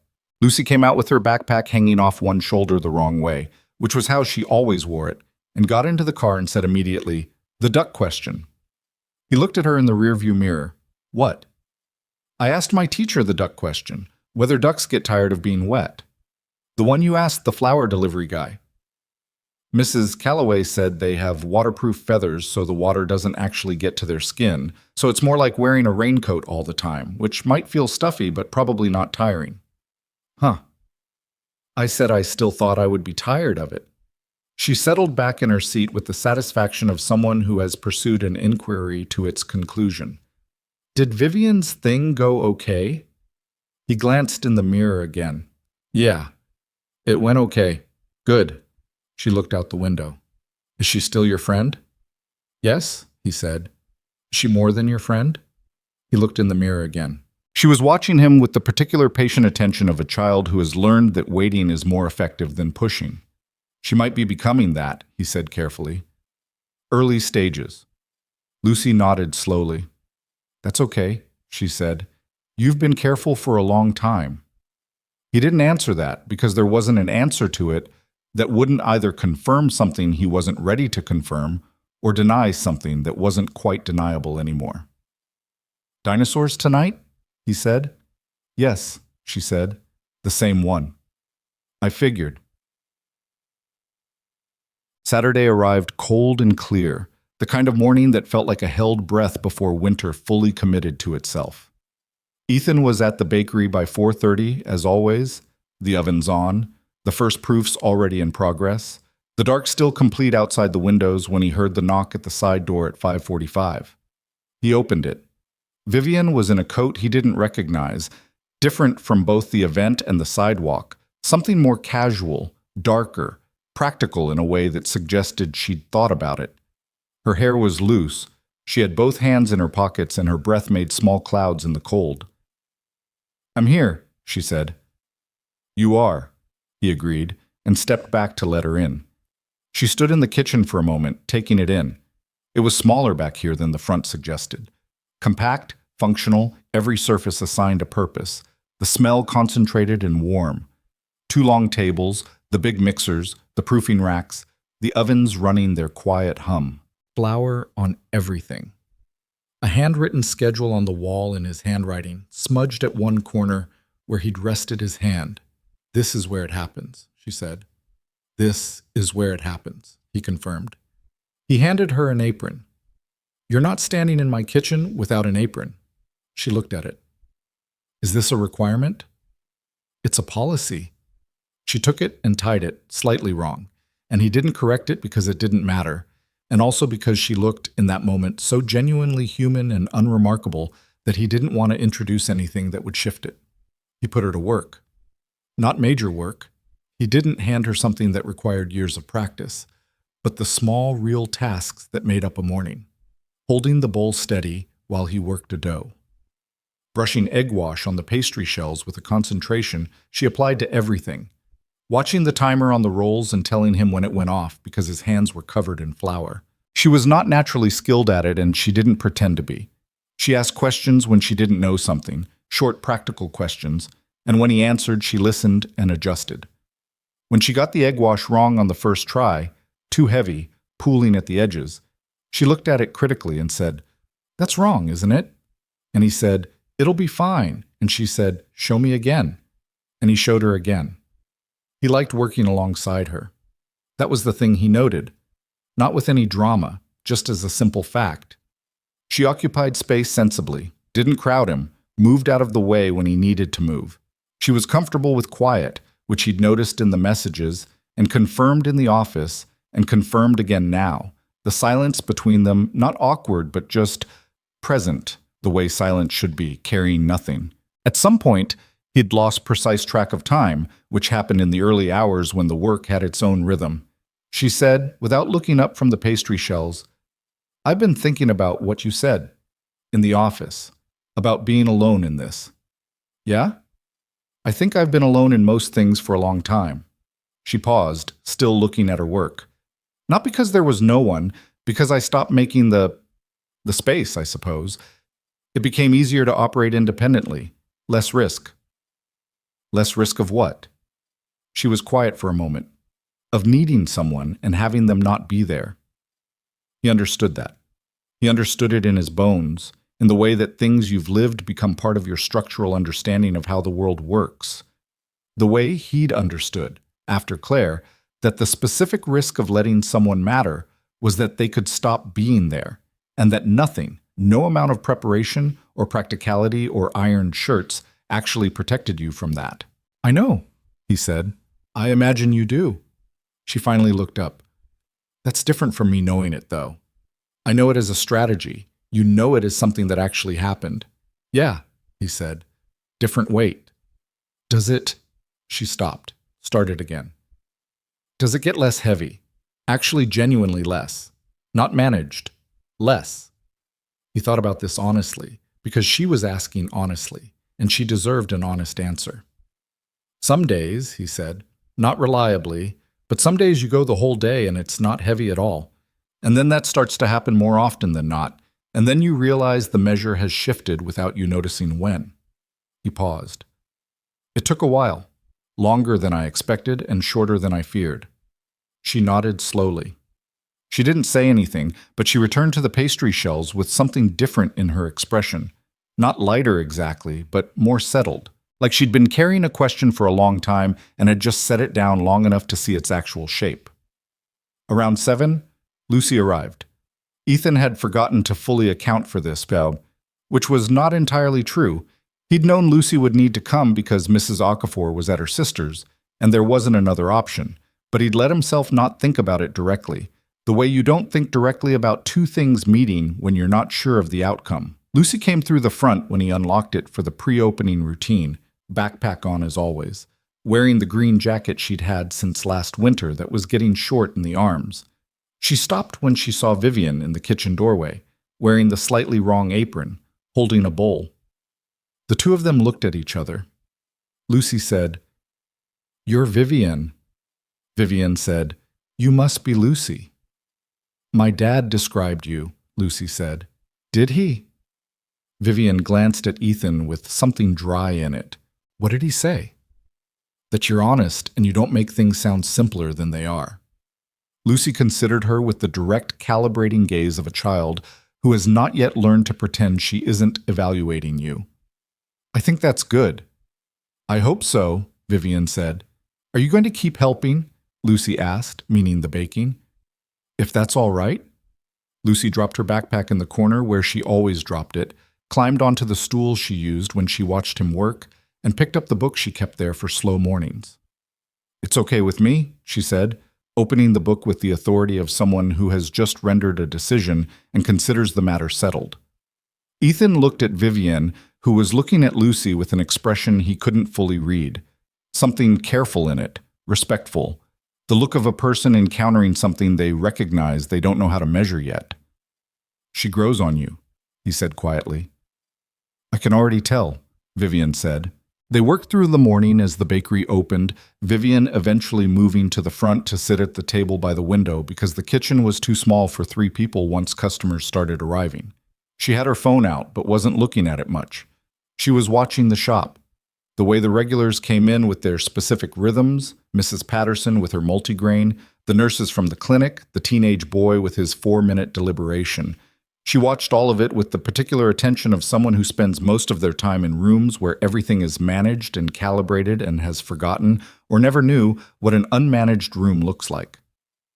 During a quiet patch, Lucy slid off her stool and went and sat across from Vivian at the window table. Ethan watched from behind the counter. He couldn't hear what they said at first. The ambient noise of the shop covered it. He saw Lucy ask something and Vivian answer, and Lucy's expression process it with the gravity she applied to responses she was weighing. Then Lucy said something else, and Vivian leaned forward slightly to hear it, and whatever Lucy said made Vivian stop for a moment and look at her. Not the polished processing look, but something open, a little caught. He came around the counter during the next lull, pretending he needed to wipe the table next to theirs. "Because my mom's in the pictures," Lucy was saying. "Daddy keeps them on the shelf. She looks nice." "She sounds like she was," Vivian said carefully. "She had curly hair like me." Lucy pulled one of her own curls straight and released it, watching it spring back. "Daddy says I have her laugh too, but I don't know because I can't hear it." Vivian was still. That's hard, she said quietly. Yeah. Lucy looked at the curl. But Daddy says she wanted us to keep doing things, living and stuff. She told him before she died that that was what she wanted. Lucy looked up at Vivian with the directness that was her baseline mode. Did you know that was a thing? That people tell you things like that? I didn't, Vivian said. But I think I do now. Lucy nodded, apparently satisfied. Then she said, Do you like bread? I'm learning to, Vivian said. My dad makes the best bread, Lucy said without particular emphasis, just as a factual matter. In case you didn't know. I'm starting to understand that, Vivian said. She looked across the shop at Ethan, who looked back at her. And the thing that passed between them was not dramatic. No music, no particular framing, just a man behind a bakery counter and a woman at a table by the window and a child between them explaining something obvious that neither adult had managed to say clearly yet. Ethan went back to the counter. Around 11, the morning rush completed itself, and the shop went quiet the way it did in the late morning, the particular stillness between the early crowd and the lunchtime drift. Lucy was drawing at the window table. She'd produced paper and colored pencils from the backpack, another item she apparently kept there. And Vivian had gotten up and drifted back toward the counter. She stood across from him. The apron was still on, still slightly wrong. I should go, she said. I have calls at noon. I know. She didn't move to go immediately. She looked at the display case, the loaves arranged there, and then at him, and then at the shelves behind him where the bags of flour were stacked. This place, she said, it's real. Is that a strange thing to say? No, he said. I know what you mean. Everything I spend my time in is constructed. Meetings with agendas, spaces designed to signal authority, conversations where everyone knows the real conversation is underneath the conversation. She paused. This is just bread and people coming in for it and your kid drawing at the window. Yeah, he said. That's mostly what it is. She was quiet for a moment. Then, Ethan. Yeah. I don't know what this is, she said. I don't know the shape of it. I don't want to call it something it isn't, and I don't know what it is yet. That's okay, he said. Is it? We don't have to know right now. He met her eyes. I'm not going anywhere. The bakery's not going anywhere. You know where we are? She looked at him for a long moment. I don't do this well, she said. The not knowing part. I run companies. I make projections. I need to understand what I'm working with. I know. He leaned slightly on the counter. But you've been in the shop since 5:45 and you haven't checked your phone in 3 hours. And Lucy told you something about her mother that she doesn't tell most people. That's enough information for one day, I think. Something in her face did the thing, the small recalibration. And then, for the first time since he'd known her, she smiled fully. Not the almost smile, not the version stopped short. A real one. That transformed her face the way it had been threatening to since the night at the window. The pressure behind the dam finding its release without drama or announcement. You're probably right, she said. I'm often right, he said. About bread. She untied the apron, folded it approximately, set it on the counter. She went to the window table and said something to Lucy, and Lucy looked up from her drawing and showed her something on the page. A horse, probably, with wings and a crown, in its current evolved form. And Vivian looked at it seriously and said something Ethan couldn't hear, and Lucy looked pleased. Then Vivian collected her coat and bag and came back to the counter. Saturday, she said. Saturday, he agreed. She went to the door and opened it, and the morning cold came briefly in, and she looked back once before she left with an expression he thought he'd spend the next several days trying to find the right word for. And then she was gone, and the door closed, and the shop was his again. Lucy appeared at his elbow. She looked at the door, then at him. She's good, Lucy said. Yeah, he said. You should maybe keep her around, she said very casually, and went back to her drawing. Ethan stood at the counter of his bakery on a Saturday morning, watching a 6-year-old draw a horse with wings, and thought about a woman who had walked in before dawn and tied an apron wrong and asked good questions and listened to his daughter talk about curly hair. He thought about how you recognize the things that matter not because they arrive with any particular announcement, but because they settle into the space they occupy as if they were always supposed to be there. Quiet, unassuming, already home. He didn't say any of this out loud. He went back to work instead because the bread wasn't going to manage itself, and because some things didn't need to be said to be completely true. The Saturdays became a thing, not officially. There was no conversation in which they decided on it, no agreement reached, no arrangement formalized. It simply happened the way things happen when two people stop overthinking them and let the natural gravity of the situation take over. Vivian showed up the following Saturday at 5:50, which was 5 minutes earlier than the week before, and Ethan had the coffee ready because he'd expected her, and neither of them commented on the fact that he'd expected her. The Saturday after that, she was there at 5:43. She was learning the apron.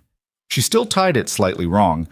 The left string always ended up longer than the right, but she'd stopped apologizing for it, which he took as a good sign. She asked fewer questions now, not because she'd stopped being curious, but because she'd learned enough of the rhythm that she could follow it without narration. She knew which proofing rack held the sourdough and which held the enriched doughs. She knew that the timer on the pastry shells was non-negotiable, and the timer on the rolls had about a 3-minute grace period. She knew that when Ethan went quiet in the middle of a task, it meant he was concentrating and not that something was wrong, which had taken her a few weeks to stop interpreting as a problem to solve. He noticed all of this the way you notice things about a person you've started paying careful attention to, not cataloging, just accumulating, the way a room accumulates warmth. Lucy had opinions. This was not surprising because Lucy had opinions about everything: the structural integrity of croissants, the correct speed at which to read a particular dinosaur book, whether rain on a Saturday was acceptable or an affront. She had opinions about Vivian with the same forthright particularity she applied to everything else, delivered without strategy or softening. "You smile more now," she told Vivian one morning, unprompted, looking up from a drawing that had evolved from a horse with wings into something that appeared to be a horse with wings wearing a business suit in what Ethan suspected was an abstract portrait. Vivian looked up. "Do I?" "At the beginning, you almost smiled a lot," Lucy said. "Now you actually smile. Is that better?" Lucy considered this with genuine seriousness. "It's more true," she decided. "Almost smiling is when you feel something but you don't say it. Actually smiling is saying it." Vivian looked at Ethan. He looked back at her with an expression that said, "I didn't teach her this. She just arrived this way." "You're right," Vivian said to Lucy. "It is more true." Lucy nodded, satisfied, and returned to the business-suited horse. The Miranda Cross situation resolved itself the way these things do. Not in a single clean moment, but in a series of diminishing pressures, like a storm system losing its energy over land. The internal board review had taken 6 weeks. In the end, Miranda had resigned before the formal conclusion, which was the outcome everyone involved seemed to have anticipated, and which Vivian described to Ethan without particular satisfaction, just the flat acknowledgement of a process completing itself. "How do you feel about it?" he asked. They were sitting at the table by the window on a Thursday evening, which was new. Not a Saturday morning, not a chance meeting, but an actual intentional evening in the shop after it was closed, which Ethan had suggested and Vivian had accepted without the pause he'd expected. He'd made food. Not pastry, just the kind of meal you make from what's available, bread and cheese and some cold chicken he'd roasted the day before for Lucy's lunches. And they sat across from each other while Lucy slept upstairs in the apartment with Mrs. Okafor, who had taken to the new Thursday arrangement with the equanimity she applied to most things. "Relieved," Vivian said, and then immediately guilty about being relieved, which is an exhausting combination. Why guilty? Because she built 11 years at that company. Because whatever she was doing to me, her judgment about some things was sound, and the board loses something with her gone. She turned her wine glass in her hand. I didn't want to destroy her. I wanted to be allowed to do my job. That's not the same thing. No, but it ended up being the same event. He thought about this. You could have handled it the other way, he said. Let her build enough to force you out rather than fight. Most people would have called that the pragmatic choice. I know. You didn't. No. She looked at him. You told me I could live with losing something I fought for honestly. I couldn't have lived with not fighting. He didn't say anything. He pulled a piece of bread apart and ate it and looked at her across the table in his closed bakery. The street outside gone dark, the city doing its nighttime version of itself through the window. The board wants me to bring in a deputy CEO, she said. Someone who can take institutional load, so I'm not... She paused. So I'm not trying to run everything alone. That sounds sensible. It is sensible. She paused. It's also something Miranda suggested 18 months ago, and I declined because I thought it would dilute my authority. And now? And now I think I was wrong about that. She said it with the same flatness she used for difficult truths, no performance, no self-flagellation, just the fact laid down plainly. I was protecting something that didn't need protecting that way. Authority isn't diluted by trusting someone. It's strengthened. He looked at her. Who told you that? She met his eyes with a dry, clear expression. Someone who eats his failed batches to stay honest. He laughed. The actual kind. Short and involuntary. The same kind she'd first produced from him at the event that felt now like it belonged to a different chapter of things. In a way it did. There's something I need to tell you, she said. He looked at her. The board approved an expansion last week. A new operational division in 3 cities, Denver, Seattle, a European office in Amsterdam. She paused. The Amsterdam office will need significant personal attention for the first year, 18 months possibly. The table was quiet. Outside, a car passed. Are you telling me you're leaving? He said. I'm telling you the situation, she said. I'm not telling you I'm leaving. I'm telling you what's coming, and I'm telling you now, before it's decided, because... She stopped. Started again. Because that's what you do when someone matters to you. You don't manage the information. You just say the thing. He heard his own language in it, returned. He sat with it for a moment. Amsterdam, he said, for stretches. Not permanently. There would be travel back regularly. She held his gaze. I'm not disappearing. I'm telling you it's complicated. It's always been complicated, he said. From the first night. Yes. She didn't look away. I'm asking whether complicated is something you can... Vivienne. She stopped. I raised a kid alone for 4 years, he said. I built a business from nothing on margins that wouldn't interest anyone in your building. I've been figuring out complicated for a long time. He paused. You're not the complicated part. She was quiet, and he could see her processing it. The full, careful processing that was simply how she was, that he'd stopped trying to read as reluctance and had learned to recognize as the thing that made her trustworthy, the fact that she didn't say things she hadn't actually thought. I don't know how to do this, she said. A relationship like this, where it matters enough to, where the stakes are real. I've had relationships that were convenient and ones that were strategic and ones that just happened without intention. And none of them required me to actually, she exhaled, to actually show up. I know, he said. I'm going to get things wrong. So will I. I'm harder to reach than most people. Not by choice, just there are a lot of walls I built that I don't always notice are walls. I noticed them, he said. The first night. You were standing near a door instead of in the room. He met her eyes. You let me stand there with you. That's enough of a start. She looked at him for a long moment. Then she said very quietly, I didn't call anyone else from the parking structure. After the board meeting, I sat in my car and the first call I made was to you. I know, he said. That's not normal for me, she said. I'm not usually someone who needs to call someone. You didn't sound like you needed to, he said. You sounded like you wanted to. That's different. She looked down at the table. When she looked up again, her expression had that quality it sometimes got, the one that wasn't quite the almost smile, but was in the same family, something that had been held a long time and was making its way toward release.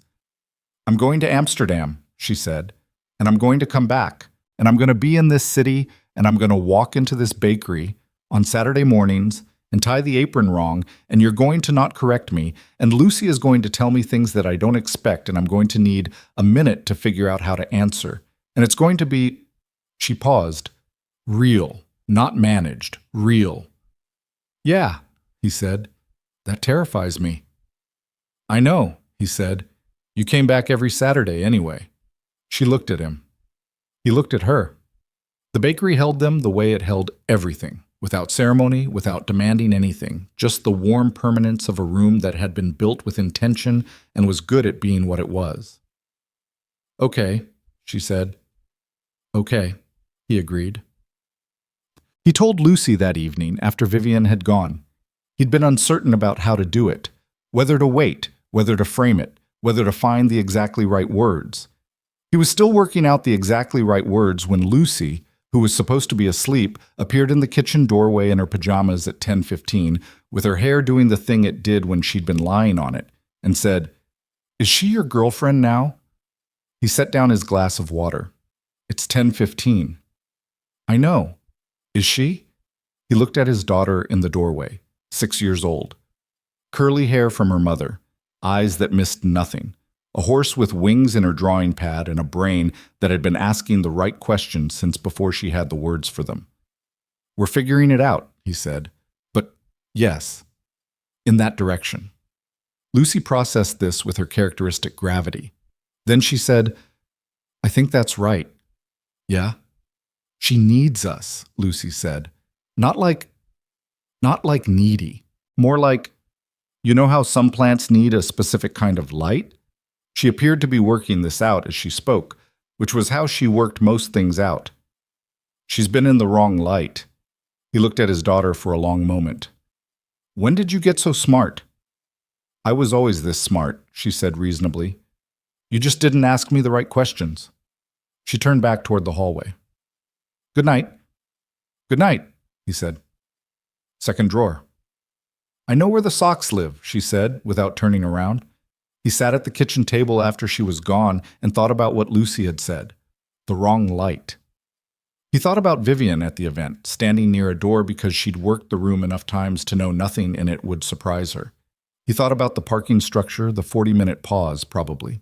He thought about an apron tied slightly wrong on 12 consecutive Saturday mornings, and a woman learning the difference between a proofing rack and a cooling rack and asking a 6-year-old what the horse's name was. He thought about Claire.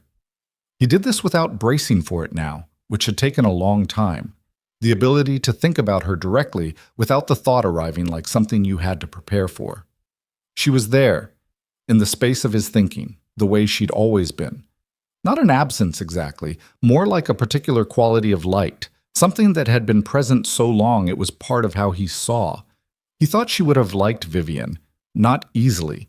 Claire didn't like people easily. She was too precise for that, too intolerant of performance. But she would have respected the directness, the willingness to say the hard, true thing, the way Vivian moved through the world with a rigor that she applied to herself as honestly as she applied it to anything else. Claire had respected rigor. He thought about what Claire had asked of him in those last weeks when they both knew the situation and had chosen, together, to say the things that needed saying rather than pretend. She'd asked him to keep going, not to move on.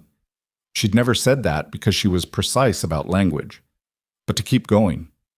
To not let the life she'd loved watching him build go still. To let Lucy grow up in a house where her father was still moving, still reaching for things, still willing to walk through a door even when he wasn't sure what was on the other side. He had tried. Some days better than others. But he had tried. He thought, this is part of keeping going. He thought, she would know that. He went to bed at 11 and slept in the solid, untroubled way he'd been sleeping since the Saturdays had started, which was something he'd noticed but hadn't commented on because it felt superstitious to name it. He slept, and in the morning he got up and went to the bakery and started the ovens and put the dough through its first fold and waited for Saturday. 3 months later, on a morning in January when the cold had settled in properly and the street outside was ice-edged and the bakery windows were fogged from the warmth inside, Vivian arrived at 5:40. 3 minutes earlier than her previous record. She had a bag over her shoulder. Not the work bag, a different one, smaller, the kind that suggested she'd packed for more than a few hours. He didn't ask about it. She tied the apron slightly wrong, still always slightly wrong, and started the egg wash on the pastry shells without being asked because she knew the sequence now, had it in her hands the way repeated work, lodges itself in your hands. They work through the early morning together, the easy parallel work of two people who've learned each other's rhythms. Lucy came down at 6:30 instead of the usual 7:15, too cold to sleep late, and sat on her stool and drew and occasionally offered opinions on the correct naming conventions for the bread in the display case, which she had decided were too boring and required renaming. "This one," she said, pointing at the large sourdough round, "should be called the Big Round." "That's very literal," Ethan said. "It's accurate," Lucy said. "What's wrong with accurate?" "Nothing," Vivian said from the pastry station. "I respect accurate." "See," Lucy said to her father, "Vivian agrees." "Vivian is outnumbered," Ethan said. "2 against 1, Lucy said cheerfully, returning to her drawing.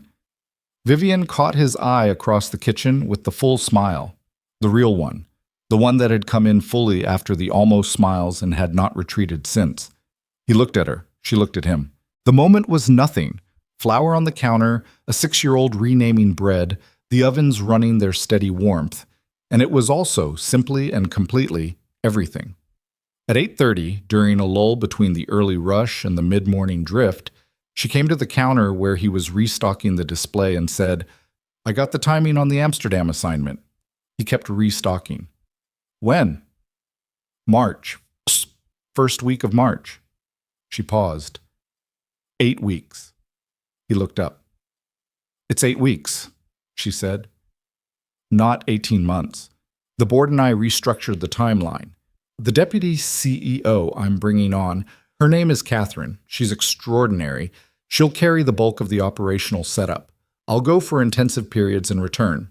She held his gaze. 8 weeks this time. Then home. He held the word. Home. "You negotiated the timeline around—" He stopped. "Around things that matter," she said. "Yes." She leaned slightly on the counter. "I told Catherine that I need to be in this city regularly. She said that was fine. She said she'd wondered when I was going to start making that kind of decision." A pause. "Apparently everyone could see it before I could." "That's usually how it works," he said. "So it seems." She looked at the display case, at the bread arranged there, and then at him. 8 weeks, and I'll call more than is strictly professional." "Good," he said. "And when I come back—" She stopped. There was something in her expression that was not the full smile, but was something deeper than it, something that existed below the register of smiles, a steadiness, a settled quality, the look of a person who has located the place they were trying to get to and found it is a real place, not a projection. "When you come back," he said, "the apron will be here." She laughed. The real one, unguarded. The one that had surprised him the first time, and still surprised him now in the sense that it always felt like the most undefended thing about her. The laugh that proved there was someone behind all that architecture who was genuinely, unreservedly delighted by things. "That's what I'm counting on," she said. There is something people don't tell you about the life that comes after loss. They tell you about the grief, the weight of it, the stages, the way it moves through you like weather. They tell you about the healing, in the language of arcs and processes, as though it is a project with a completion date. What they don't tell you is that the life that grows up around grief is not a lesser version of what was there before. It's not the substitute. It's not the consolation prize. It's a different life. It has the shape of everything you carried through the hard years, the decisions you made alone, the person you became under pressure, the things you learned about yourself when there was no one to share the weight. It has the texture of all of it. And when something good arrives in it, something unexpected, something that walked through the wrong door at the right moment, it arrives into a life that is already whole, not a life that needs to be completed. Ethan Mercer understood this not as a philosophy, but as a lived fact, the kind you know in your body rather than your mind. He'd built something in the years after Claire, not to fill the space she'd left, because that space had its own permanent dimension, and he'd stopped trying to measure it, but because building was what he did. The bakery, the mornings, the specific daily love of raising a child who arrived in the world with her mother's curls and her own particular clarity. He'd built a life worth living before Vivian came into it. That was the thing. That was the whole thing, actually, the part that made the rest of it possible. You couldn't offer someone a life if you didn't have one to offer. You couldn't let someone in if you'd been waiting for them to fill the empty rooms rather than simply living in them. Vivian understood this too by the time the Saturdays had stretched into months. Not the same way. Her rooms had been empty for different reasons, locked rather than hollowed. The architecture of a person who'd built every wall with intention and then forgotten how to find the doors. But she understood it. She'd started understanding it the night she'd said yes to the word lonely and hadn't tried to walk it back. That moment had been the first door. You don't find your way to something good by accident. You find it by being, slowly, over time, the kind of person capable of recognizing it. By doing the unglamorous daily work of staying open when it would be easier to close. By ironing your shirt twice before an evening you half decided not to attend. By walking down the wrong hallway and being honest enough when someone gives you an opening to just say the true thing. These were not grand gestures, that was the point. Grand gestures are easy. They exist in a single defined moment. They require a single burst of courage. They're over when they're over. The daily work is harder. The daily work is choosing again and again to remain in the room rather than stand near the door. To say the thing rather than almost say it. To let the apron be tied wrong rather than maintain the performance of having everything correct. Lucy knew all of this before either of them put words to it, because children are close to the ground and can feel things that adults have learned to rationalize away. She knew it when she sat across from Vivian at the window table and told her about curly hair. She knew it when she told her father he should be nicer to himself. She knew it in the horse with wings and business suit, which turned out not to be an abstract portrait of Vivian, but was, according to Lucy, a self-portrait, because she planned to have wings and also run a company when she grew up. And these two things were not in conflict.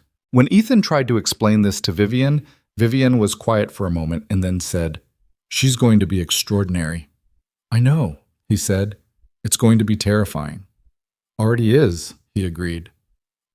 The morning Vivian left for Amsterdam, she came to the bakery at 5:30, earlier than she'd ever come.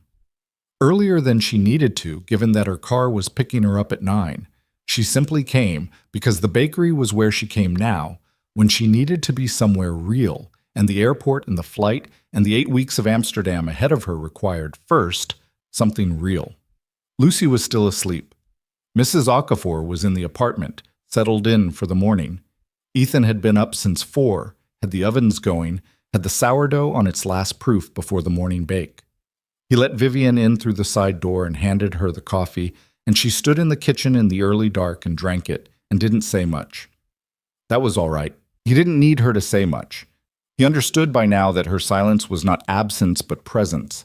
The way she was most purely, there was often when she wasn't performing being there. He worked. She watched and occasionally helped, and the morning moved through itself in the familiar way. The ovens, the timers, the smell of the first loaves coming out, the particular moment when the crust sets and the color is right, which was one of the things he loved most about this work. The daily small confirmation that the thing you knew how to do still worked. At 8, Lucy appeared. She had known the morning was significant. Ethan had told her the night before, had sat with her and explained the 8 weeks in a way that was honest without being heavy. And she came into the kitchen with her hair down and her face still soft from sleep and went directly to Vivian and hugged her. Vivian, who had not expected it, or perhaps had expected it and still wasn't fully prepared, put her arms around Lucy and held on. Ethan watched from across the kitchen. He thought about a woman standing near a door. He thought about a 6-year-old's feet cold against his legs in the dark of a Tuesday morning. He thought about flower delivery guys and duck aerodynamics and wrong hallways and a tablecloth made of cotton that wrinkled honestly. He thought about a parking structure, a small sourdough loaf wrapped in paper, an apron tied slightly wrong for 12 Saturdays, and then more Saturdays than he'd counted. He thought, this is what it looks like. Not the cinematic version, not the version with a score and the lighting arranged to tell you this is the moment. Just a woman holding a 6-year-old in a bakery kitchen at 8 in the morning, everyone slightly flour-dusted, the ovens running their patient heat.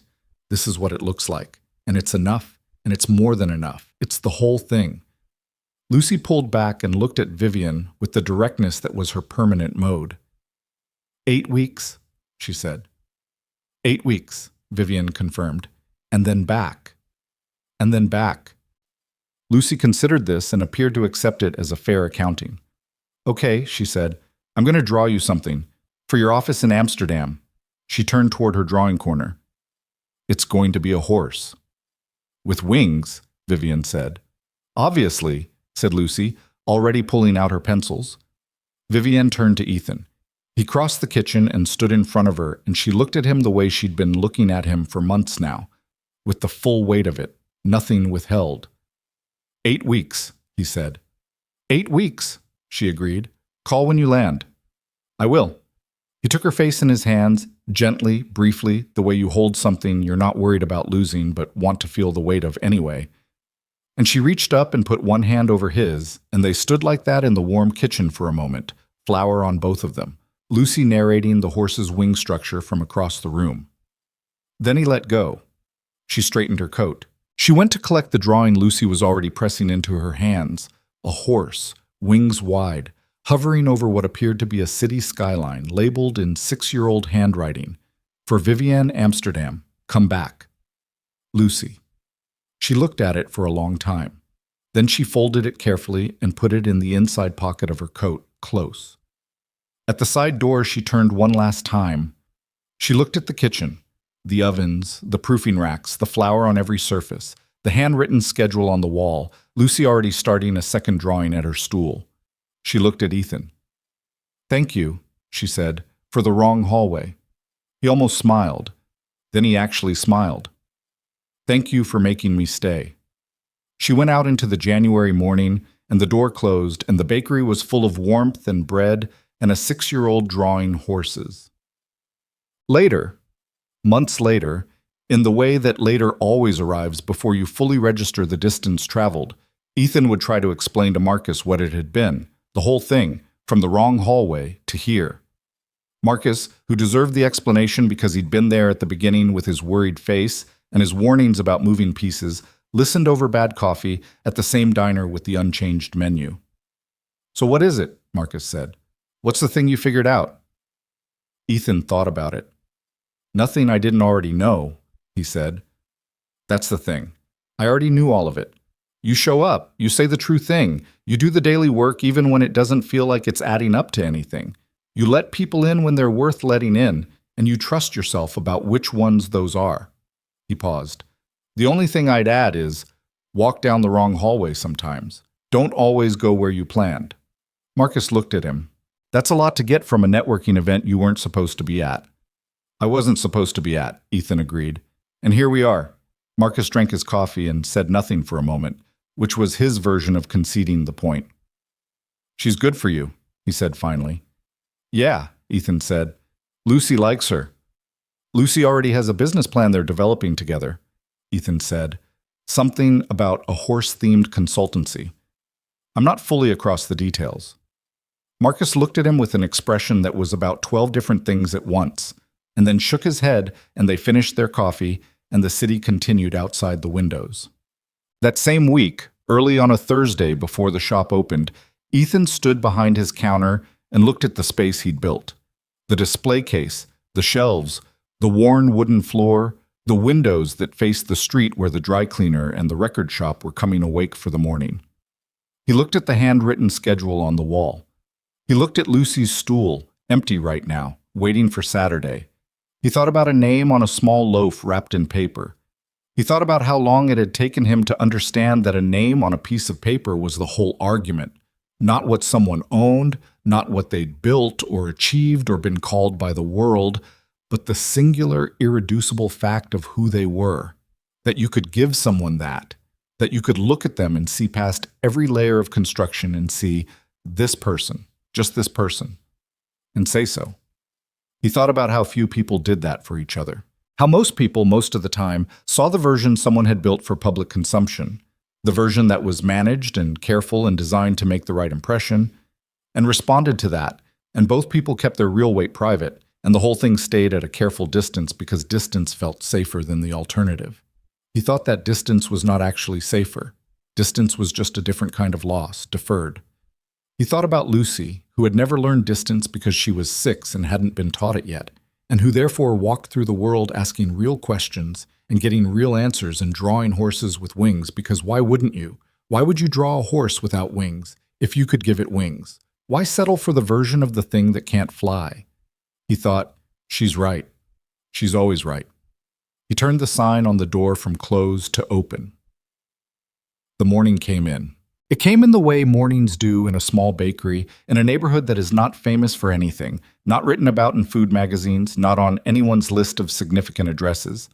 It came in the form of Mrs. Patterson, with her multigrain and her particular Tuesday rhythm of it, and the nurses from the clinic splitting their apple turnovers like the ritual it was, and the teenage boy who stood for 4 minutes in front of the display case before ordering the same plain croissant he always ordered, and a handful of new faces who'd found the place through the Instagram account that Ethan had stopped arguing against.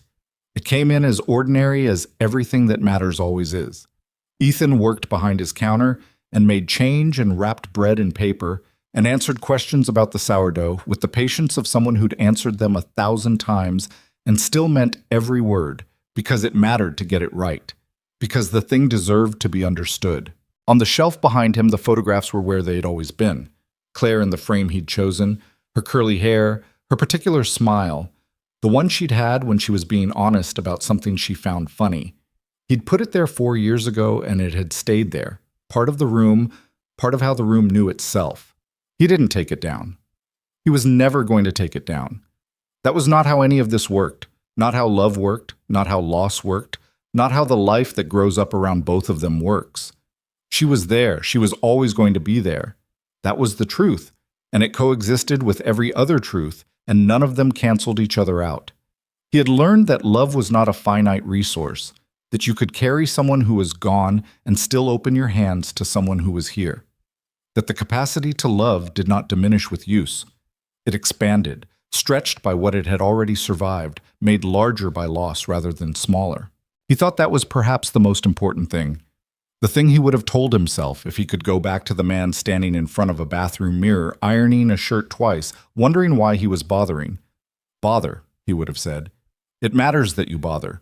Walk through the door. Say the true thing. Let the apron be wrong. Show up.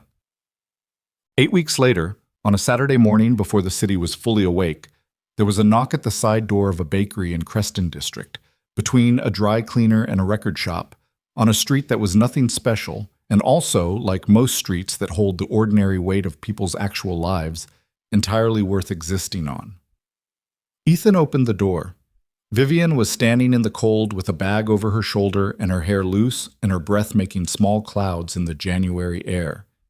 She was holding a folded piece of paper, a drawing, slightly wrinkled at the edges from weeks in a coat pocket, a horse with wings over a city skyline. "I brought it back," she said. "Lucy should have it." He stepped aside to let her in. She crossed the threshold, and the warmth of the bakery came around her. The smell of it, the particular quality of it, the things she'd learned to call home without making a big announcement about it. He handed her the apron. She tied it, slightly wrong, the left string longer than the right. He didn't correct it. She moved to the pastry station and picked up the brush and looked at the shells waiting on the tray. "Egg wash?" she said. "Egg wash," he confirmed, and the morning started.